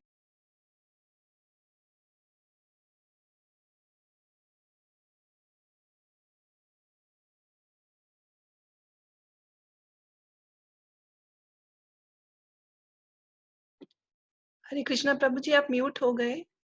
ओके ओके, हाँ क्षमा कीजिए। तो कब से म्यूट हुआ मैं, इसी स्लाइड से क्या? बस अभी प्रभु, जस्ट ना। अच्छा अच्छा, ठीक है, धन्यवाद माता जी। तो नास्तिक ज्ञेय जो संशयवादी है और जो अद्वैतवादी है, यानी कि जो सोचते हैं कि भाई हम सब लोग एक हैं, हम जो है मतलब जो अद्वैतवादी वही लोग होते हैं जो भाई भगवान का आकार नहीं मानते, और जो यही सोचते हैं कि आखिर में जो है वो लाइट ही है, और हम जो है मृत्यु के बाद उस लाइट में विलीन हो जाएंगे, जैसे वो सोचते हैं। तो ये लोग होते हैं अद्वैतवादी। तो समझ के परे है, तो उसके भी इन लोगों को जो है भगवान के बारे में जो है समझ में नहीं आता। अगला स्लाइड माता जी। तो अन्य लोग जो है उनके बारे में सुनकर सर्वोच्च की पूजा करने लगते हैं, यानी कि भगवान के बारे में सुनते हैं, और जो ईमानदार होते हैं वो धीरे धीरे जो है वो भक्ति करना शुरू कर देते हैं, जो मन ही मन जो है पूजा करते हैं। अभी मान लीजिए एक उदाहरण देता हूँ कि किसी व्यक्ति को मान लीजिए मालूम नहीं है कि भाई कृष्ण जो है परम भगवान है, लेकिन जब वो सुनता है कि हाँ कृष्ण जो है वो परम भगवान है और हम जो है इस भौतिक जगत के नहीं है, लेकिन हम लोग आध्यात्मिक जगत है जहाँ पर भगवान कृष्ण हमारी राह देख रहे हैं, तो मन ही मन में उसे अच्छा लगने लगता है और ऐसा व्यक्ति जो है वो प्रयत्न करता है कि कैसे मैं उस आध्यात्मिक जगत में जाऊं। तो उसके लिए वो उसकी भगवान कृष्ण की पूजा करता है। तो ये कलयुग में भगवान कृष्ण की पूजा हम लोग कैसे करते हैं? हम लोग भगवान की कृष्णा की पूजा जो है वो हरे कृष्ण महामंत्र के जप के द्वारा कर सकते हैं। भगवान कहते हैं 10वें अध्याय के 36वें श्लोक में, यज्ञानाम जप यज्ञोस्मि, यानी कि जितने भी यज्ञ है उन यज्ञों में से मैं जप यज्ञ हूँ, मैं नाम जप यज्ञ हूँ, या फिर मैं कीर्तन हूँ। भौतिक जीवन को पार करने और भगवत धाम में वापस जाने में उनकी मदद करेगा। कौन? यह हरे कृष्ण महामंत्र करना। आधुनिक समाज के लिए प्रासंगिक, बहुत ही प्रैक्टिकल है ये हरे कृष्ण महामंत्र। आपको जो है केवल कुछ समय निकालना है।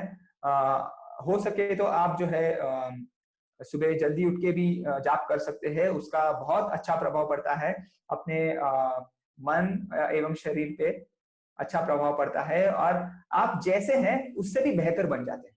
आप अच्छे ही हैं, आप सभी लोग बहुत ही अच्छे हैं, लेकिन उससे भी आपका you can become the best version of yourself. और ये नाम जप करके आपका जो है वो एफिशिएंसी जो है आपका, बेस्ट पोटेंशियल जो है, जो शक्ति होती है वो निकलती है आपके काम से भी।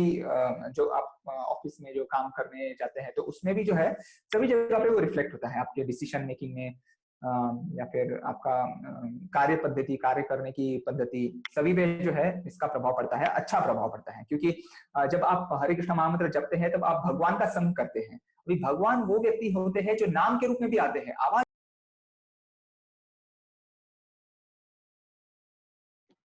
हाँ प्रभु जी, म्यूट हो गए आप।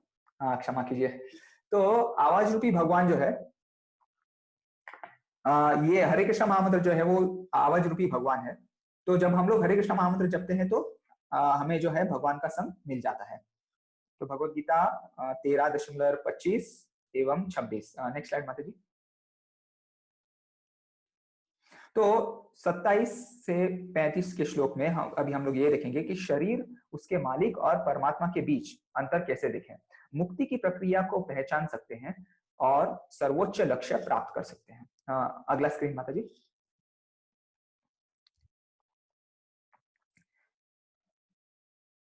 यही है क्या? पिछला स्क्रीन, अच्छा हाँ ठीक है, वो स्क्रीन था। ओके, तो क्षेत्र और क्षेत्रज्ञ का भेद कैसे करें? सृष्टि में चल और अचल सब क्षेत्र और क्षेत्रज्ञ का, एक सेकंड ना, ओके, का संयोजन है जो प्रत्येक में होने वाले सनातन परमात्मा और परमात्मा को दिखाता है। सनातन परमात्मा, सॉरी, सनातन आत्मा और परमात्मा को दिखाता है, ऐसा होना चाहिए शायद। वह माया के प्रभाव से परे हो जाता है। कौन व्यक्ति जो भेद करता है ना क्षेत्र और क्षेत्रज्ञ में, क्षेत्र यानी कि शरीर और क्षेत्रज्ञ यानी कि क्षेत्र को जानने वाला, यानी कि आत्मा। ठीक है, आत्मा और परमात्मा दोनों। तो अपने मन से खुद को नीचे नहीं दिखाता है, परेशान या ईर्ष्यालु नहीं होता है, ठीक से काम करना चाहिए और सभी प्राणियों में मौजूद परमात्मा अंतिम मंजूरी प्राधिकारी को देखना चाहिए। देखना चाहिए कि आत्मा कुछ नहीं करती है, अपने कष्टों और भोगों के लिए जिम्मेदार होने के बावजूद भी भौतिक प्रकृति द्वारा निर्मित शरीर द्वारा सभी गतिविधियों की जाती है, हमें विनम्र बनाएगी। तो ये जो है, जैसे आपके दाहिने ओर ये तस्वीर है, इसमें जो है आत्मा और परमात्मा दोनों है हर एक जीव में, ये बताया गया है। तो जो व्यक्ति ऐसा भेदभाव रखता है वो पंडितः समदर्शिनः, सभी को जो है वो समांतर दृष्टिकोण से देखता है। अगला स्लाइड माता जी। फिर क्षेत्र और क्षेत्रज्ञ का भेद कैसे करें, वही मुद्दा है, अभी भी चर्चित हो रहा है। विभिन्न व्यक्तियों को क्षेत्रज्ञ के रूप में देखता है। यानी कि आत्मा के रूप में देखता है, ठीक है, और क्षेत्र के रूप में नहीं देखता। क्षेत्र यानी कि अभी मान लीजिए कोई व्यक्ति ऐसा आ रहा है तो वो उसको शरीर के रूप में देखेगा नहीं। अभी जैसे 5वें अध्याय के 18वें श्लोक में ये ऐसा एक चित्र है जो आपको भगवत गीता में दिखेगा कि जो जो भगवान कृष्ण का भक्त होता है वो सभी को क्षेत्रज्ञ के रूप में देखता है, और क्षेत्रज्ञ के रूप में हाथी को, ब्राह्मण को, गाय को, कुत्ते को खाने वाले को, चंडाल को यानी कि, और कुत्ते को, वो जो है आत्मा के रूप में ही देखता है। वो यही देखता है कि भाई इसके हृदय में परमात्मा भी है और आत्मा भी है, वो ऐसे देखता है। हाँ, तो उससे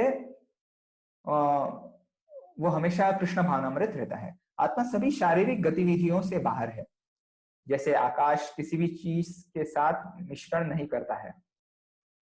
तो जैसे अपना शरीर और अपनी आत्मा, हालांकि दोनों, आत्मा जो है शरीर के अंदर स्थित है, लेकिन आत्मा जो है वो मिश्रित नहीं हो जाती शरीर से। जैसे कि तेल जो है, तेल और आत्मा को, सॉरी, तेल और पानी को जो है कभी भी मिश्रित नहीं किया जा सकता, वैसे शरीर को और आत्मा को मिश्रित नहीं किया जा सकता। तो चेतना आत्मा का लक्षण है। अभी चेतना जो है जब रहती है मुझ में, तो मैं कुछ ऐसे कार्य करूंगा, जैसे हाथ पैर हिलाऊंगा, या फिर मुझे भूख लगेगी, प्यास लगेगी, या फिर मैं घूमूंगा। तो ये क्या है? ये चेतना होने का लक्षण है, ठीक है। जैसे सूर्य ब्रह्मांड को रोशन करता है, एक सूर्य जो है पूरे ब्रह्मांड को प्रकाशित करता है। एक जो बल्ब होता है अपने कमरे में, तो वो पूरे कमरे को जो है वो प्रकाश से उजागर कर देता है। उसी प्रकार आत्मा जो है, चेतना जो है, वो पूरे शरीर को उजागर कर देती है। सॉरी, आत्मा जो है वो पूरे शरीर को उजागर कर देता है चेतना से। तो ब्रह्मांड दृष्टि में स्थित शरीर के साथ मिश्रण नहीं करता है।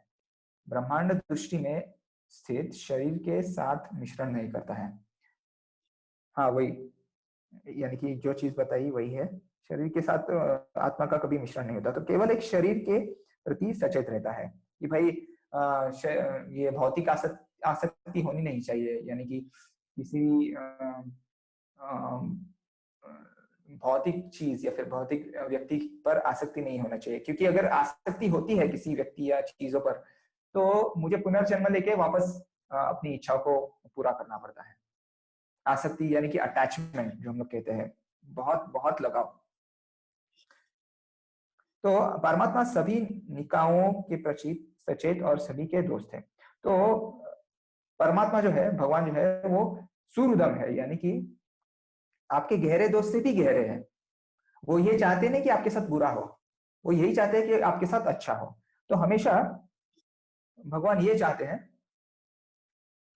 कि कैसे आप उनकी ओर, आप उनके धाम में कैसे आ जाए, यही चाहते हैं केवल भगवान। हाँ, अगला स्लाइड माता जी। एक आध्यात्मिक गुरु को स्वीकार करने और विनम्रता पूर्वक उनसे सुनने से कोई भी समझ सकता है, यानी कि आध्यात्मिक ज्ञान जानने के लिए यह सामग्री कैसे प्रकट होती है जो आत्मा और भौतिक तत्व का संयोजन है सर्वोच्च भगवान की देखरेख में, इस प्रकार आध्यात्मिक दुनिया में स्थानांतरित किया जा सकता है। अभी चौथे अध्याय के 34वें श्लोक में भगवान क्या कहते हैं? तद्विद्धि प्रणिपातेन परिप्रश्नेन सेवया उपध्यक्षन्ति ते ज्ञानम ज्ञानिनस्तत्त्वदर्शिनः। यानी कि अगर ज्ञान जानना है मेरे बारे में, तो क्या करना है तुम्हें? तुम्हें एक गुरु की शरण लेनी है, तुम्हें एक अधिकृत गुरु की शरण लेनी है जो परंपरा प्रणाली में आता है, और तुम्हें वो जो है मेरे बारे में जो कहेंगे, भगवान के बारे में जो कहेंगे, वो तुम्हें सुनना है और उनकी सेवा करनी है तुम्हें, ताकि तुम्हें ज्ञान जो है मेरे बारे में प्राप्त हो जाएगा। नेक्स्ट स्लाइड माता जी। हाँ, तो ये है श्लोक ऑफ द डे। उपदृष्टानुमंता च भर्ता भोक्ता महेश्वरः परमात्मेति चाप्युक्तो देहेस्मिन् पुरुषः परः। फिर भी इस शरीर में एक दिव्य भोक्ता है जो ईश्वर है, परम स्वामी है और साक्षी तथा अनुमति देने वाले के रूप में विद्यमान है और जो परमात्मा कहलाता है। यानी कि जो उपदृष्टा है, जो सुपरवाइज करता है और जो आपको अनुमति देता है। तो जब अनुमति मिलती है भगवान से तभी हम कुछ चीज कर पाते हैं। और हम तो है ही और हमारे बाजू बाजू परमात्मा भी है। नेक्स्ट स्लाइड माता जी।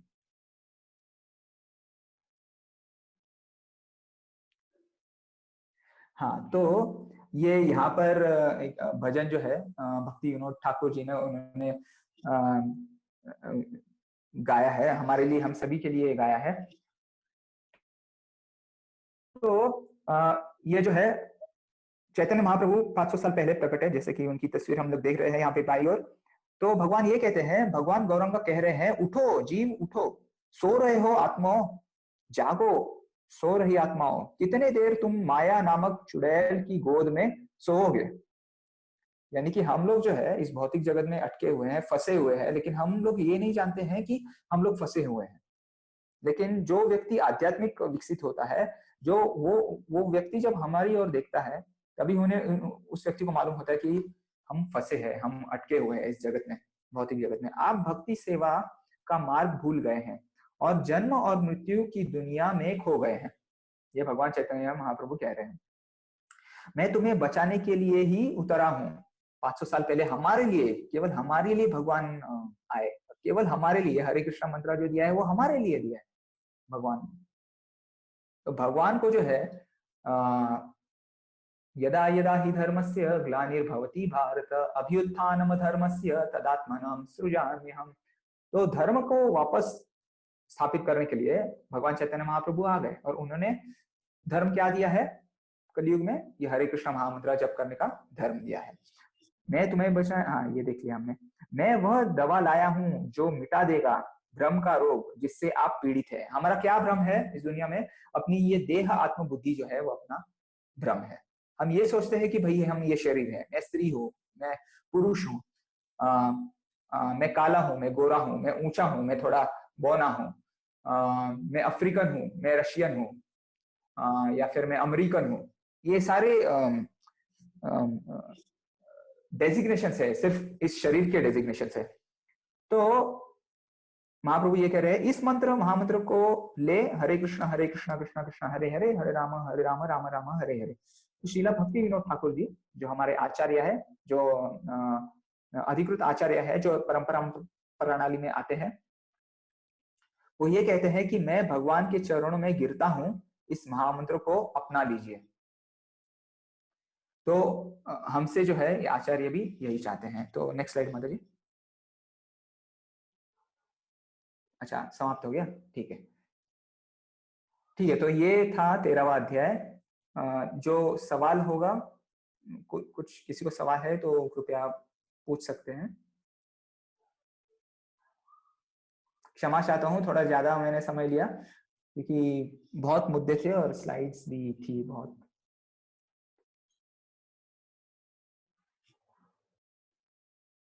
हाँ, आप लोग अपने आप को अनम्यूट करके प्रश्न पूछ सकते हैं अगर किसी का कोई प्रश्न है तो। दो बातें मैं बताना चाहूंगी। कल के सेशन में एक क्वेश्चन आया था कि लड्डू गोपाल जी के जो ड्रेसेस होती हैं, जो उनके वस्त्र होते हैं, उनको धोना चाहिए या नहीं। तो हर ग्रेस प्रेमा पद्मिनी माता जी ने क्लैरिफाई किया है कि उनको धोने की आवश्यकता नहीं है। आप उनको जैसे ड्राई क्लीन ऐसे कर सकते हैं, उनको कपड़े से पोंछ के साफ कर सकते हैं। और दूसरी बात ये कि कुछ भक्त अब एकादशी का व्रत रखना शुरू कर चुके हैं। तो एकादशी का जो व्रत होता है उसके अगले दिन एक पारणा का समय होता है, उस बीच में ही हमको व्रत खोलना है अन्न कोई ग्रहण करके। तो कल है वो समय, सुबह 6:32 से 10:27 तक सुबह। इस बीच में जो लोग आज व्रत रखे हैं, प्लीज आप अन्न ग्रहण करके अपना व्रत जरूर खोल लें। हरे कृष्णा। अब कोई प्रश्न है तो आप प्रभु जी से प्रश्न कर सकते हैं। प्रभु जी नमस्कार। हाँ नमस्कार। एक्चुअली ये जो आज का टॉपिक था काफ़ी कॉम्प्लेक्स था। तो बाकी के जो अध्याय है उनमें से थोड़ा कॉम्प्लेक्स था। तो मेरा सवाल ये है कि ये जानना कितना जरूरी है, क्योंकि यानी अभी भगवान श्री कृष्ण तो कह रहे हैं कि अगर ये जान लेगा कोई तो मतलब उसको बेसिकली सब कुछ मिल जाएगा। बट ये जानना ही काफी एनालिटिकल हो जाएगा कि ये जो टॉपिक है, मतलब एसेंशियली ये जो सब्जेक्ट मैटर था आज का, तो ये जानना मतलब ऑब्वियसली एनालिसिस और भी करना पड़ेगा, और भी थोड़ा पढ़ाई करनी पड़ेगी इसके बारे में। तो वो करना चाहिए नहीं करना चाहिए? क्योंकि जैसे प्रकृति है और जीवात्मा है और भगवान है, तो उसके बारे में श्री कृष्ण जी ने पहले भी बताया है। अब इस अध्याय में वो थोड़ा डिटेल में बताया है, तो उतना डिटेल में जाना चाहिए, आगे बढ़ना चाहिए नहीं चाहिए? अगर आप नहीं भी पढ़ लेते हैं फिर भी कुछ ये नहीं है, समस्या नहीं है, फिर भी आप प्रगति कर पाएंगे, ऐसा है। ठीक है, थैंक यू हरे कृष्ण। हाँ, केवल एक बात है कि आप हरे कृष्ण महामंत्र जो है आप जप सकते हैं, तो उससे जो है धीरे धीरे करके आपको ये ज्ञान भी आपको मिल जाएगा धीरे धीरे करके। तो ऐसे है। हरे कृष्ण। हाँ, कोई और सवाल है? प्रभु। हाँ, हरे कृष्णा। हाँ, मेरा ये प्रश्न है कि मैं जब आपने अभी कहा ना अपने कर्म और इच्छा के अनुसार आप मतलब अगले जन्म में आपको वो शरीर मिलेगा। हाँ, तो कौन सा कर्म और इच्छा? तो इच्छा तो हर इंसान अच्छा ही रखता है कि हमें अच्छा ही मिले, तो ये मैं समझना चाहती हूँ। अभी कैसे होता है कि जैसी अपनी कोई भौतिक इच्छा है, जैसे कि इंद्र तृप्ति की कोई भी इच्छा है, तो उस इच्छा को पूरा करने के लिए वापस एक बार भगवान जो है हमें दूसरा शरीर प्रदान करते हैं। और वो भी कैसे, पिछले जन्म में जो किया है, जो कार्य किया है, उस हिसाब से भगवान का गणित एकदम पक्का और बराबर होता है। तो उस हिसाब से वो अगला मतलब किस परिवार में आपका जन्म होने वाला है, या फिर आपका कैसे शिक्षण कैसे होगा, या फिर आपको पति या पत्नी कैसे मिलेगी, तो वो उस पे जो है अपने कर्म पर ही वो निर्भर रहता है। तो आपका सवाल क्या था माता जी?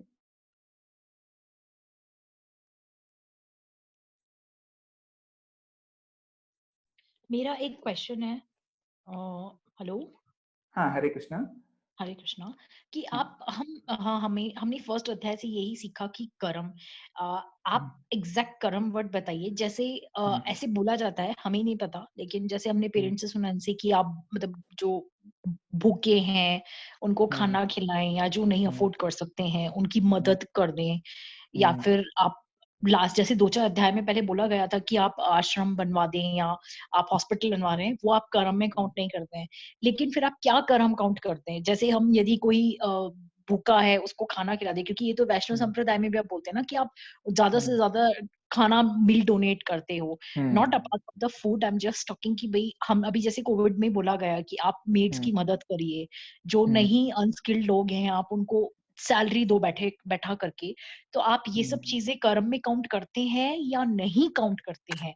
या सिर्फ हरे कृष्णा की भक्ति तो डेफिनेटली वो तो सबसे पहला मेन कर्म है, but as a human being आप क्या बोलते हैं उस कर्म को, वो समझाइए आप हमें। तो एज अ ह्यूमन बीइंग जो है, हम लोग जो है जो खाना जो परोसते हैं वो कैसा होता है, वो साधारण खाना नहीं होता है, वो होता है प्रसाद, यानी कि भगवान को भोग लगाया हुआ प्रसाद। अभी अगर आप भगवत गीता खोले तो तीसरे अध्याय के 13वें श्लोक में भगवान कहते हैं, यज्ञ शिष्टाशिनः संतो मुच्यन्ते सर्व किल विषयी भुंजते ते त्वघं पापा ये पचन्त्यात्म कारणात्। कि जो भी खाना जो है मुझे जो भोग लगा के खाता है, वो व्यक्ति असली खाना खाता है, क्योंकि उससे क्या होता है, वैसे खाने से हृदय शुद्ध होता है, हृदय शुद्ध होता है, आत्मा भी जो है वो पवित्र हो जाती है, और उससे क्या होता है, समझ में आ जाता है कि हमें ये इंसानी शरीर जो मिला है वो भगवान को जानने के लिए मिला है और फॉर हायर रीजंस हमें ये शरीर मिला है। तो जब हम लोग ये जैसे कि अस्पताल खोलना या फिर जैसे आपने बताया फिलैंथ्रोपिक एक्टिविटीज जैसे कोई व्यक्ति करता है, तो उससे होता यह है कि जो जो व्यक्ति ये चीज कर रहा है उसका मन भी धीरे धीरे करके शुद्ध हो जाता है और धीरे धीरे करके वो योग्य बन जाता है। उसको जो है समझ में आ जाता है कि भाई उसको जो है कुछ आध्यात्मिक भगवान के बारे में कुछ जानना चाहिए, फिर कुछ करना चाहिए करके। तो जो भगवान में रुचि रखता नहीं है उसके लिए ये महत्वपूर्ण है। यानी कि जो जो जो जपता नहीं है या फिर जो मंदिर मंदिर नहीं जाता, वो केवल यही सोचता है कि भाई लोगों का अच्छाई के लिए ही मैं कुछ करूं, जैसे भूखे को खाना खिलाओ और ऐसे। लेकिन खाना खिलाना और प्रसाद खिलाना में दोनों अंतर होता है। प्रसाद जब खिलाते हैं ना तो उस व्यक्ति का कर्मा जो है वो बदल जाते रहता है। अभी प्रसाद खा खा के हृदय इतना पवित्र बन जाता है कि हो सकता है कि अगले जन्म में वो व्यक्ति भक्त के घर में ही जन्म ले, और भक्त के घर पे जन्म लेके जो है वो अपनी आध्यात्मिक उन्नति जहां से रुका है वहां से वो आगे बढ़े। और इसके विरुद्ध अगर मान लीजिए कोई व्यक्ति खाना खाता है तो वो अपने ही कर्म में फंस रहा है। ये नहीं है कि हाँ उसकी भूख, शरीर की भूख है तो शरीर की भूख मिट रही है, लेकिन जो ओरिजिनल डिजीज रहती है ना, यानी कि हम लोग ओरिजिनली हम लोग जो है इस भौतिक संसार में हम लोग अटक गए हैं। अभी जैसे किसी भी कारागृह में, प्रिजन हाउस में जैसे कैदी अटका हुआ होता है ना, वैसे हम लोग भी अटके हुए हैं। लेकिन प्रसाद खाने से होगा ये कि उसके साथ जो चीजें होने वाली है वो बदल जाती है, लेकिन उसको समझ में नहीं आता। उसको तो ऐसा ही लगेगा कि भाई हाँ ये ऐसा ही होना था ऐसे। लेकिन भगवान जो है वो सहायता करते हैं उस व्यक्ति के, प्रसाद खाने वाले के व्यक्ति की सहायता करते हैं। वो किसी ना किसी तरीके से जो है वो उस व्यक्ति को, प्रसाद खाने वाले को जो है वो एक भक्त से मिला देते हैं। या फिर ये हो सकता है कि अब से 10-20 साल बाद वही व्यक्ति आगे जाके भक्त बने। इसलिए प्रसाद को हम लोग डिस्ट्रीब्यूट करते हैं। ठीक है, ये तो आपने प्रभु जी प्रसाद के लिए बोला, ठीक है। हाँ, ये टॉपिक हाँ, हम डन। जैसे एक कहीं हमने सुना था, ये भी मैंने एक बार किसी भागवत में ही सुना था, मृदुल कृष्ण स्वामी जी की बोली हुई भागवत थी, हमने उन्हीं से सुना था। वो ऐसे बोला उन्होंने कि भाई आप मनुष्य जन्म मिला है तो ईश्वर भक्ति के अलावा जो नहीं, यदि जो इस कर्म पे ही बिलीव करते हैं तो आप अपने कुटुंब को पालने के अलावा किसी और के लिए भी करके जाओ। तो जैसे आप किसी, मतलब उन्होंने जनरल बताया था एग्जांपल, कि कोई अनाथ बच्चा है, मतलब कईयों का बहुत लोगों का नेचर होता है कि हम अनाथ बच्चों के लिए कुछ करके जाएं लाइफ में, या उनको विद्या ज्ञान देके जाएं, या उनको एजुकेशन दें, या उनके लिए ऐसा कुछ करके जाएं। तो ये सब चीजें जो होती है, आप कहते हो पब्लिक का भला करना, इसे आप कर्म में काउंट करते हैं या भगवान इसे कर्म में काउंट करते हैं? पायस एक्टिविटीज, यानी हाँ, कि इसका, हाँ यानी कि इसका ये जो है फल भी मिलेगा। जैसे कि अगला जन्म जो है, जो ये करने वाला है व्यक्ति, वो क्या कहते हैं वो, स्वर्ग, हाँ स्वर्ग में वो जन्म प्राप्त करेगा और वहां पे जो है वो कुछ समय बिताएगा। और वो स्वर्ग में जिसका जो अवधि, जब पायस एक्टिविटी पुण्य कर्म जब उसका समाप्त हो जाएगा तो उसी व्यक्ति को जो है वापस इसी धरती पे जन्म लेना होगा ऐसे। अच्छा। हाँ, क्योंकि जैसे ये हम जितना हम टीवी में देखते हैं और जो हम सुनते हैं, मैं उसी सबसे पूछ रही हूँ कि वो यही कहते हैं ना कि आप अपनी जगह अपना कर्म करो, ईश्वर आपको जरूर उसका फल देगा और वो आपका दिखता है। तो आप इसी चीज को बोलते हो ना, वो कर्म में पूजा तो डेफिनेट ईश्वर को तो ध्यान ही एक मेन है वो तो, बट उसके अलावा जो वो बोलते हैं कि भाई आप अपना कर्म करो मनुष्य जन्म में, आप गलत नहीं करो या किसी का बुरा नहीं करो, ये सब चीजें आप उसी में काउंट करते हैं ना, मतलब भगवान इन चीजों को काउंट करते हैं ना, हम मैं ये पूछना चाहती हूँ। हाँ बराबर। तो कर्म जो है वो क्या है, अभी कर्म की भरी परिभाषा अपने शास्त्र में दी गई है। तो हमें जो है वो कर्म जो है शास्त्र में जैसे कहा गया है वैसे जब हम लोग करते हैं तो वो कर्म होता है। और जैसे आजकल मतलब ऐसे चल रहा है कि भाई मतलब जो जो जो तुम्हें ठीक, क्या कुछ कहते हैं ऐसे, मैं भूल गया। ये जो है मतलब जो तुम्हें ठीक लगे वो करो, लेकिन किसी का बुरा मत करो या फिर अच्छा मत करो। अभी बुरा ना करो या अच्छा ना करो, इसकी भी परिभाषा होनी चाहिए ना, वो कहीं वो शास्त्रों में दी गई है। तो शास्त्र के हिसाब से अगर व्यक्ति बराबर चल रहा है तो सही कर रहा है। स्क्रिप्चर्स के हिसाब से व्यक्ति कर रहा है तो सही कर रहा है। लेकिन अगर स्क्रिप्चर्स के हिसाब से नहीं कर रहा है और जो है वो कर रहा है, मतलब उसको ठीक लग रहा है या फिर उसको ठीक नहीं लग रहा है, उसके हिसाब से कर रहा है, तो फिर वो कर्मा लगेगा उसको। वो तो बैड वैसा कर्म ही से होता है असल में। समझ गया? समझ में समझ आया गई। आपको? हाँ, मैं समझ गई। मतलब ये तो फैक्ट हाँ। है कि भगवान देख रहे हैं हमको ऊपर से। हम्म। जब उन्होंने हमें जन्म दिया है तो मतलब हाँ। ये तो है, जो हमने सुना है शास्त्रों में कि ऊपर वाला देखता है हमको नीचे, हमको अपनी जगह अच्छा कर्म करना है। वो एक हम्म। डेफिनिशन आपने मेरी क्लियर की, क्योंकि हमेशा नहीं तो यही बोला जाता है, फिर आप किसे कर्म बोलेंगे? क्या गरीब को हम्म। खाना खिलाना कर्म नहीं है? हम्म। या मतलब किसी को आप पढ़ाना चाहते हो, या जो भी बहुत कुछ होता है लाइफ में कि बहुत हम्म। की बच्चियों की शादी कर देते हैं लोग बाग, या हम्म। बहुत देखा है बाहर जो होता है मतलब। तो वो सब कर्म में ही काउंट होता है ना। इसका मतलब आप कुछ अच्छा कर रहे हो, मतलब ये कर्म में काउंट पुण्य कर रहे हैं पुण्य ना कर्म, भगवान। हाँ हाँ हाँ हाँ, मतलब पुण्य कर्म भगवान, है। ये डेफिनेशन फैक्ट है कि आप करो, जरूर ऊपर हम्म। वाला देखता है और आपको करने का हम्म। फल जरूर मिलता है। ये बोला जाता है ना कि हम्म। करोगे तो इसी जन्म में भुगत के जाओगे आप। तो मतलब ये ग्रंथ में जो लिखा है करेक्ट है, ये वर्ड है ना। हाँ, लेकिन कैसे होता है ना कि शास्त्र में ये दिया है, श्रीमद् भागवतम के चौथे स्कंद के 29वें अध्याय के 58वें श्लोक में ये दिया है, कर्मण्यारभते येन पुमान् इह विहायतम अमुत्राण्येन देहेन जुष्टानि स यदश्नुते। अभी इसका मैं अंग्रेजी में बोलता हूँ, फिर हिंदी में अनुवाद करता हूँ, ठीक है? The results of whatever a living entity does in this life are enjoyed in the next life, ठीक है? यानी कि जो जो कुछ कार्य, अच्छा या बुरा कार्य, जो जो जो व्यक्ति इस जन्म में करता है वो अगले जन्म में भुगतता है, अच्छा या बुरा। यानी कि इसी जन्म में नहीं, अभी इस जन्म में जो भुगत रहा है वो ऐसा नहीं कि भाई सुबह उसने किसी का अच्छा किया और शाम को उसी का फल मिल गया, ऐसा नहीं। या फिर जो बचपन में किया और जो जवानी पे उसका रिजल्ट आ गया, ऐसा नहीं। जो इस जन्म में किया है वो अगले जन्म में मिलेगा। अभी जैसे कि जो यूरोपियन और अमेरिकन लोग हैं जो अभी भक्त है, वो पिछले जन्म में जो उनके पिछले जन्म में जो है वो यहाँ पर भक्ति किया करते थे, भारत में भक्ति किया करते थे। तो वो क्या हुआ, किसी कारण की वजह से उनकी भक्ति पूरी नहीं हो पाई, ठीक है? तो इसलिए उनका जन्म उन मतलब अच्छे रईस देशों में हुआ जहां पर सब मतलब पैसे की कमी नहीं है, जहां पर आधुनिक सुविधाएं हैं सभी चीजों की। ऐसे एडवांस्ड राष्ट्रों में उनका जन्म हुआ और वहां पर जन्म लेके अभी वो लोग भक्ति कर रहे हैं।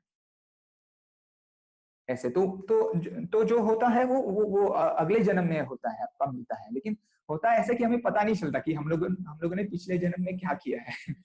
अच्छा, और ये ये होती है चीज भी क्या ग्रंथ में फैक्ट लिखी है कि भाई ऐसे 7 जन्मों तक आपको मिलेगा या भुगतना पड़ेगा, या ये सब जो टीवी में हम देखते हैं, इसलिए मैं आपसे पूछ रही हूँ कि क्या ये दिखाते हैं, तो ये मतलब ऐसा है क्या स्क्रिप्चर्स में? हाँ, नहीं नहीं, स्क्रिप्चर्स में ऐसा है कि 7 जन्म ही नहीं होते हैं। हम लोग कई कई जन्मों में जो है वो इस भौतिक जगत में है। कभी कभी जो है हम मछली बन के तैरते हैं, कभी ऑक्टोपस बन के तैरते हैं, मतलब जल एक्वेटिक्स के फॉर्म में। फिर कभी कभी हम लोग पेड़ पौधे बन जाते हैं। फिर कभी कभी जो है हम ये इंसेक्ट्स बन जाते हैं। इंसेक्ट्स कैसे कहेंगे हम लोग, मैं भूल गया। इंसेक्ट्स बन जाते हैं। फिर कभी जो है हम लोग पंछी बन जाते हैं, कभी जो हम लोग पशुएं बन जाते हैं, और फिर कभी कभी जो है हम लोग इंसानी जन्म मिलता है। और उस इंसानी में भी जो है कभी कभी हमारा जन्म आदिवासी के इलाके में होता है, अफ्रीका में होता है, और कभी कभी जो है हमें ये सिविलाइज्ड ह्यूमन बॉडी मिलता है, ठीक है? तो अभी ये 7, हाँ, सिविलाइज्ड ह्यूमन बॉडी, यानी कि हम लोग कैसे हम लोग पढ़ाई करते हैं, मतलब मटेरियल पढ़ाई और स्पिरिचुअल पढ़ाई, हम जो है शास्त्र के हिसाब से रह सकते हैं। तो ये कैसे, ये सिविलाइज्ड ह्यूमन बीइंग है। अभी जो शास्त्र के अनुसार रहते नहीं है, लेकिन जो आदिवासी या फिर वो अबोर्जिनीज जो कहते हैं लोग, जो उनके हिसाब से रहते हैं, वहां पर अगर आप ये आध्यात्मिक के बारे में पढ़ाएंगे तो शायद आपको नकारा जा सकता है, क्योंकि उनकी जो परंपरा है, मतलब वो जिस प्रदेश की वो लोग आदिवासी है, उसी के हिसाब से वो लोग अपनी परंपरा का अनुसरण करते हैं, फॉलो करते हैं, बस। तो ये केवल 7 जन्म ने इतने सारे चीजें कवर करना ये संभव नहीं है।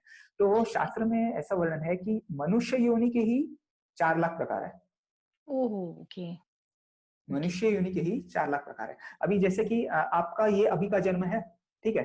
तो पिछले जन्म में भी आपका पिछला जन्म भी था, ओके। मेरा भी पिछला जन्म था, सभी का पिछला जन्म भी था। कृष्ण कहते हैं बहुनाम जन्मनामन्ते ज्ञानवान मां प्रपद्यते।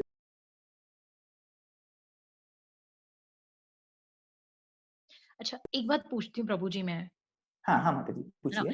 जैसे बच एक क्योंकि समझने की जैसे एक एज होती है, यदि हम अपने पे भी लेके देखते हैं, तो हम हाँ बचपन में तो कभी कोई बचपन में चोरी करना सीख जाता है, हाँ तो वो हाँ खुद तो चाह करके नहीं करता ना, क्योंकि वो उसको तो समझ ही नहीं है।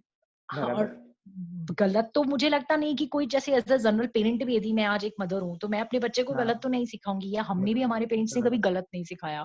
ये हाँ समझ कब आती है, जब आपको एक एज क्रॉस हो जाती है। आप 25, 26, 27, 28 साल तक तो सोच भी नहीं सकते हो कि आपको लाइफ में एक अच्छी चीज़ का पता चलता है। जब एक एज हम्म। क्रॉस होने लगती है, आपको तभी समझ आती है। तो हम बचपन में जो बच्चा गलत कर रहा है, क्या उसको आप गलत बोलोगे? क्योंकि बच्चे को तो पता ही नहीं होता है ना, 8, 10, 12 साल के बच्चे को मतलब सही गलत की समझ तो नहीं होती है। बराबर। तो वो चीज़ क्या भगवान काउंट करते हैं, या कोई भगवान ने स्क्रिप्चर्स में एज लिखी है कि मैं इस एज से यदि तुम करोगे तो, मतलब ऐसा कोई है क्या? कुछ लिखा है क्या स्क्रिप्चर्स में? स्क्रिप्चर्स में ये कहा गया है कि प्रहलाद महाराज कहते हैं कि कौमारम अर्चित, यानी कि 5 साल की उम्र से ही आप आध्यात्मिक ज्ञान दे सकते हैं। अगर आध्यात्मिक ज्ञान नहीं भी मिलता है, मान लीजिए 30, 35 या 50वें साल तक भी नहीं मिलता है, 50 के साल या फिर 60 साल पे भी अगर आपको मिल जाता है आध्यात्मिक ज्ञान, तो फिर भी बेटर लेट देन नेवर। ऐसा नहीं है कि कोई व्यक्ति समझ नहीं सकता, फिर भी व्यक्ति आगे जो है वो विकसित हो सकता है आध्यात्मिक ज्ञान के मामले में।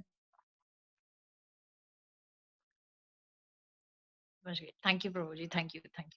हाँ हरे कृष्णा, धन्यवाद आपके सवालों के लिए। और किसी को कोई कुछ सवाल है?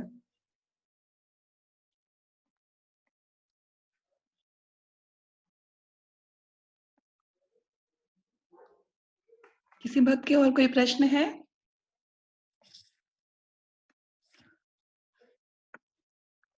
ठीक है प्रभु जी, आई थिंक कोई प्रश्न नहीं है। और अगर आपके किसी को कोई प्रश्न हो तो प्लीज आप मैसेज कर सकते हैं। आज ज्वाइन करने के लिए बहुत बहुत धन्यवाद। अमरापति प्रभु जी, आपका बहुत बहुत धन्यवाद। हाँ धन्यवाद, इतने धन्यवाद गूढ़ मौका देने के लिए माता जी। इतने गूढ़ मैटर्स को आपने बहुत सिंपल तरीके से हमें समझाया। थैंक यू सो मच प्रभु जी। धन्यवाद हरे माता जी, कृष्णा। हरे कृष्णा। दंडवत धन्यवाद। प्रणाम प्रभु जी। हरे दंडवत कृष्णा प्रणाम। प्रभु, दंडवत प्रणाम। हरे कृष्णा माता जी, धन्यवाद, दंडवत प्रणाम।